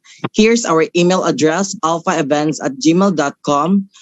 And please contact us on 0912-462-4969.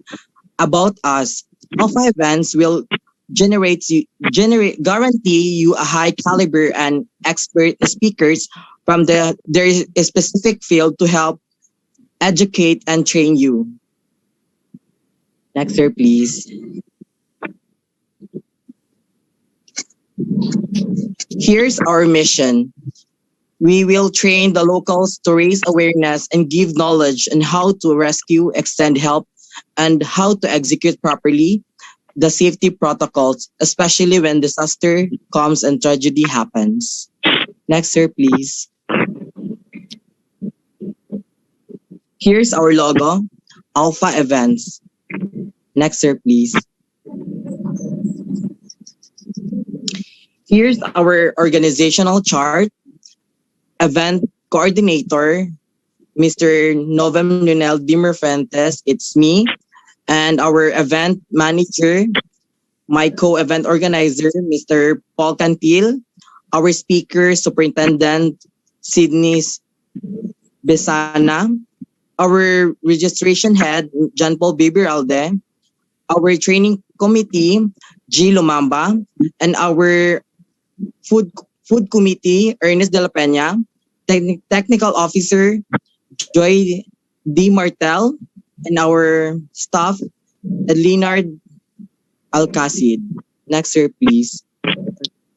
So for our duties and responsibilities, event coordinator to manage and organize the entire planning process of the event.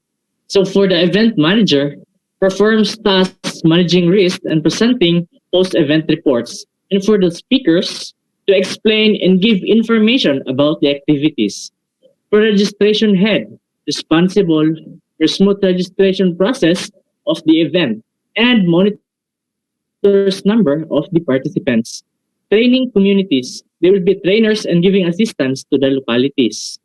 Food committee, responsible for the meals, snacks and snacks of the staff and participants.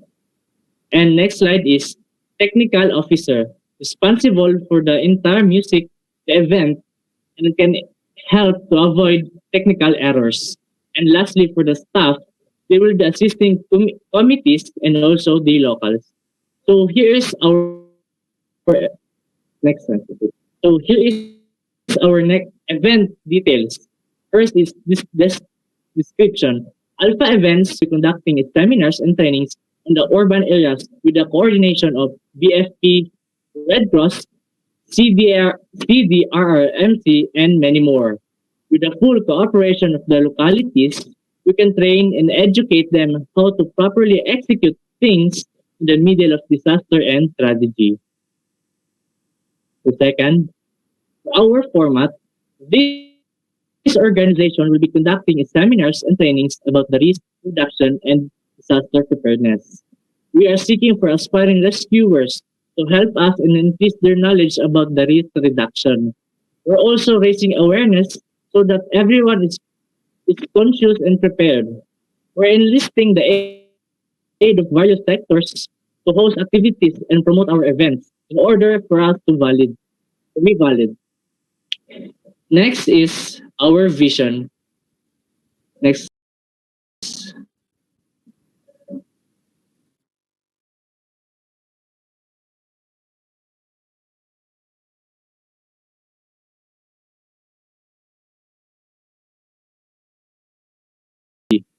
And for our objective is to enhance the knowledge of the localities as an aspiring rescuers, to build capacity that will reduce disaster risk, to see people execute their training properly when the disaster came. And for our attendees, the event is seeking for able-bodied persons to become aspiring rescuers that are ready to take risks. And next is, this is open to all ages during orientation and trainings. And for our date and time, response training on disaster preparedness for aspiring rescuers will be held on March 17, 18, and 19 of 2022 from 9 a.m. until 3 p.m. And our venue is in Almendras Gym, Campo Boulevard, Davao City, Philippines. And for our partners and sponsors, so for our partners, here are the LGU Davao City Disaster Risk Reduction and Management Office, Bureau of Fire Protection, Department of Interior and Local Government, and Philippine Red Cross. And for our sponsors, there are Aquastar Purified Drinking Water Refilling Station, Rebisco, Zesto, and JIB. So next is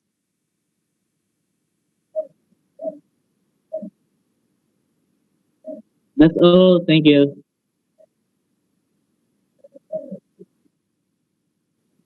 All right, there you go. Thank you so much for your presentation. That's the Omega, but they are the Alpha. Yes, the last, but definitely not the least. Thank you so much to Alpha team, Mr. Novem and Mr. Paul Cantil. Any few words from our panel of judges? Let's start with Dr. Aladdin. And thank you ulit, sir. Ayan, ang galing naman ng batch na to, no? So, walang gusto magpatalo. Ganun. I'm actually enjoying the whole, simula pa kanina, no? Yung kanina mga presentation. Itong batch na to, itong participant na to, very minimal lang naman. Nakita ko lang naman. Yung sa presentation lang nila ng organizational chart, although di naman talaga makaka-affect dun sa event proposal. Pero yung mga lines doon, kasi kailangan talaga malaman doon. Ayun, congratulations sa lahat and congratulations sa mga coaches ninyo kung sino man yon. Ang galing ng presentation today. So lahat talaga binigay yung best na sabi ko, intense pala ng nila, ng competition nila dito. So thank you very much, sir, and the rest. Congratulations. Thank you, sir. Thank you, sir. Thank you, sir.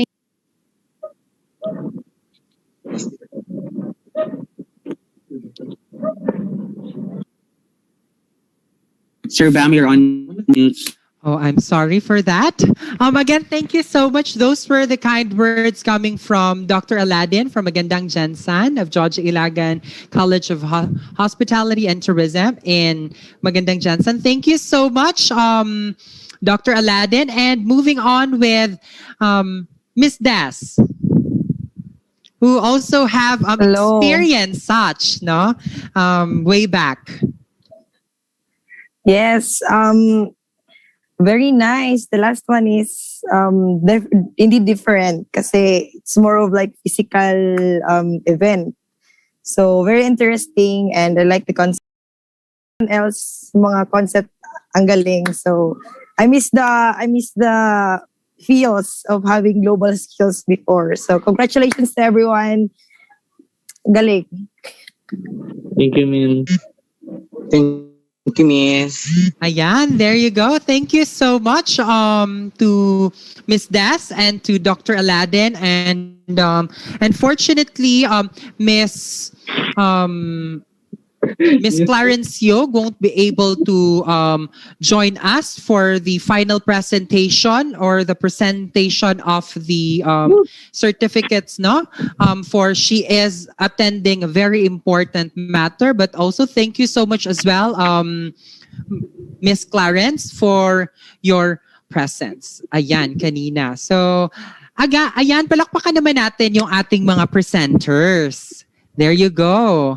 Let me see your virtual claps, please. There you go. I could see 3, 4, 5, ayan, 6, and counting. Thank you so much. So I believe that we are live, no, via satellite. We are live via Facebook.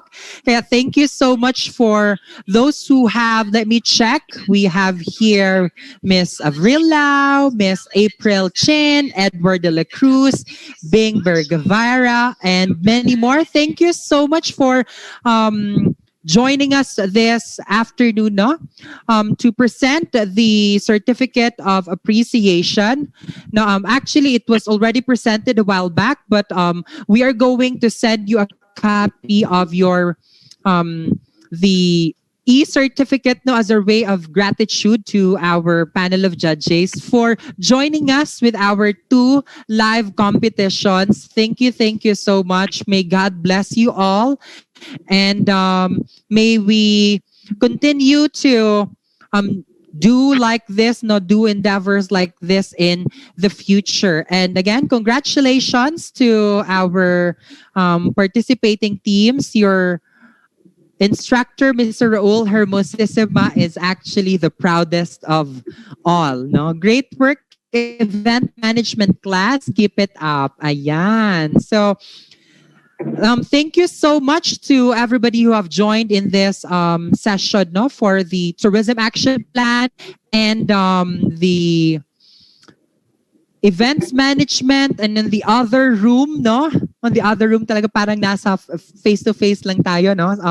Thank you so much as well for those who have participated, and congratulations as well to the participating teams. Again, it's a very long day for everybody, no? We have started it from 8 a.m. and we are ending it now at 5, no? And again, thank you so much for those who have stayed, no? Ayan. And congratulations to the organizing team. And without further ado, Sir Ken, let's sing the can you play the JIB hymn, no? Because of course this is our response as we are going to be successful in the future, because again, we can change the world. Ayan. Sir Ken?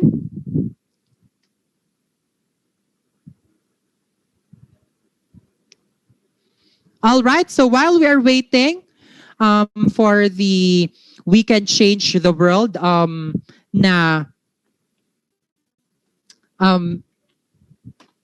music, so allow me to reiterate to you the competitions for tomorrow. Ayan. So let me open. There you go. Ayan.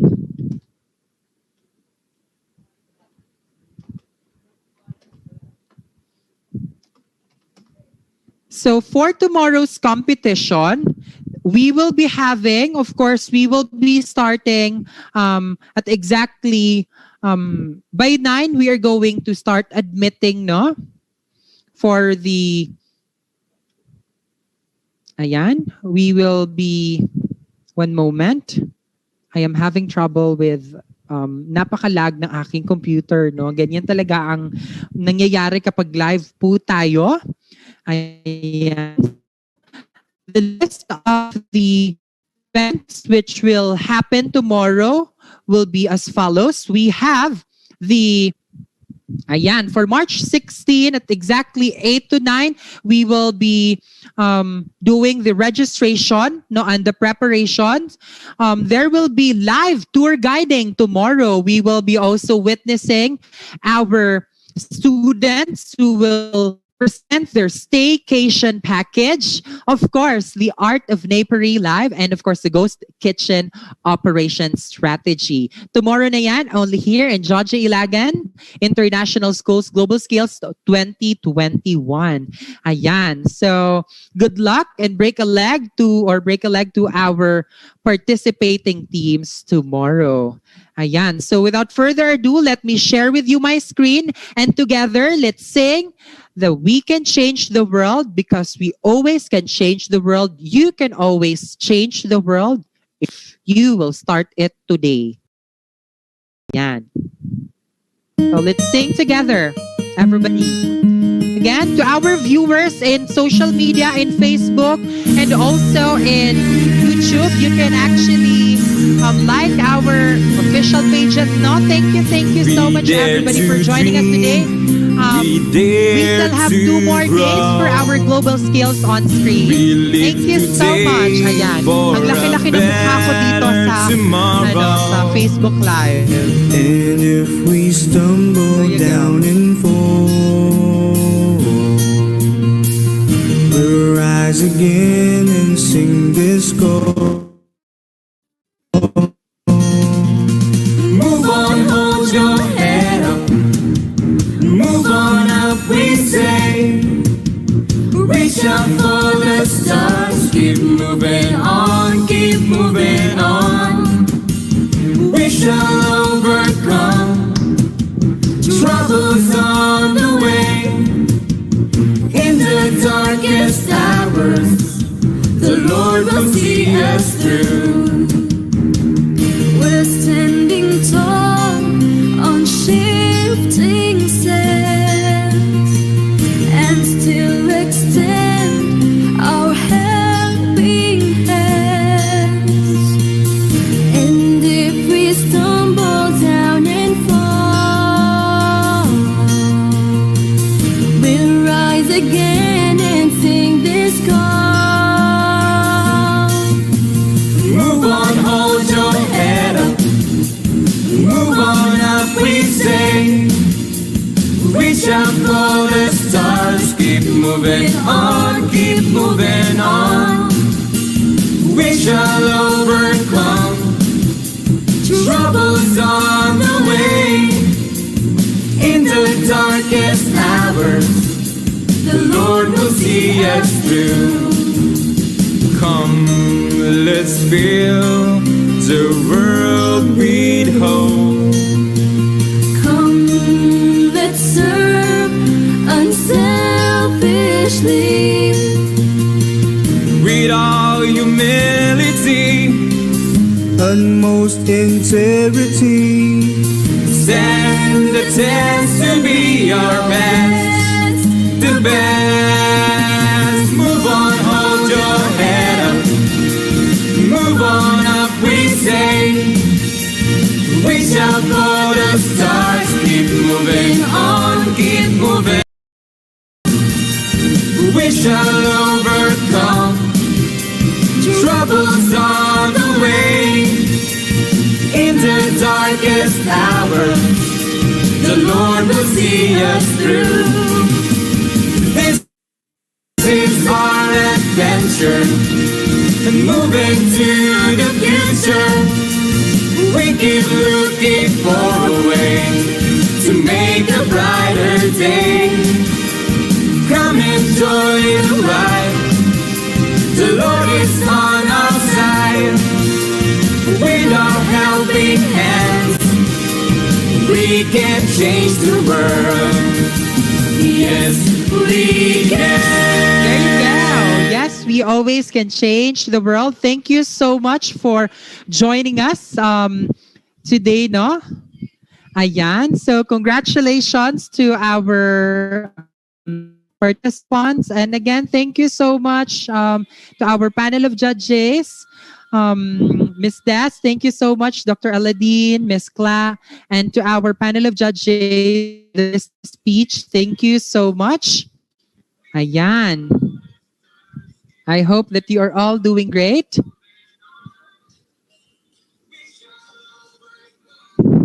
There you go. So before that, I'd like to request everybody to please turn on your camera for the photo opportunity. Ayan, mag-photo opportunity tayo ngayon.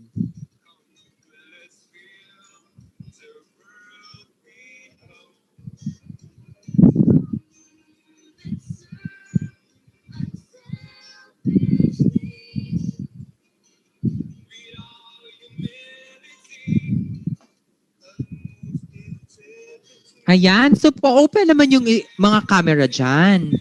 No? Pa-open naman dyan yung iba.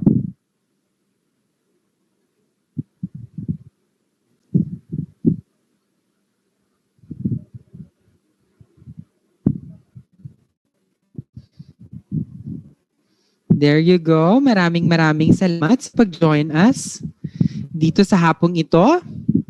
Ayan, may I see your beautiful smile? Okay. Let's have.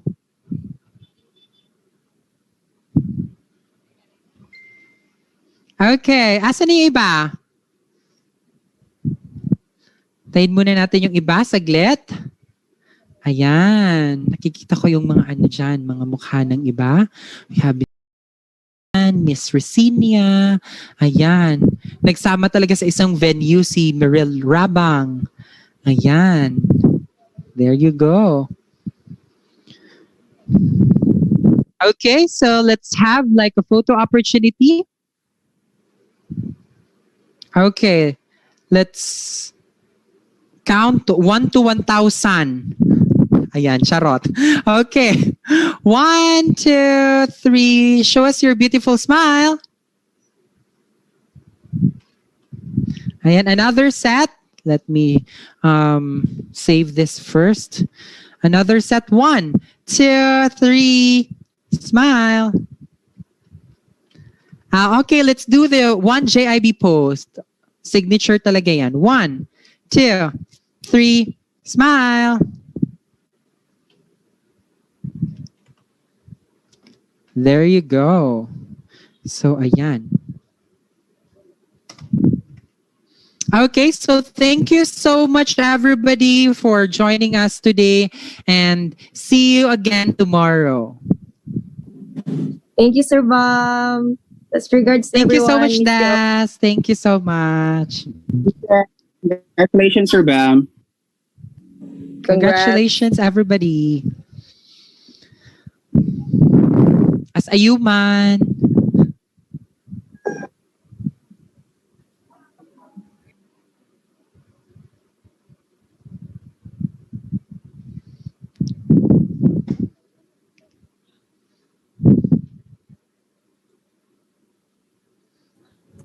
Okay pa ba mga laptop natin, Sean?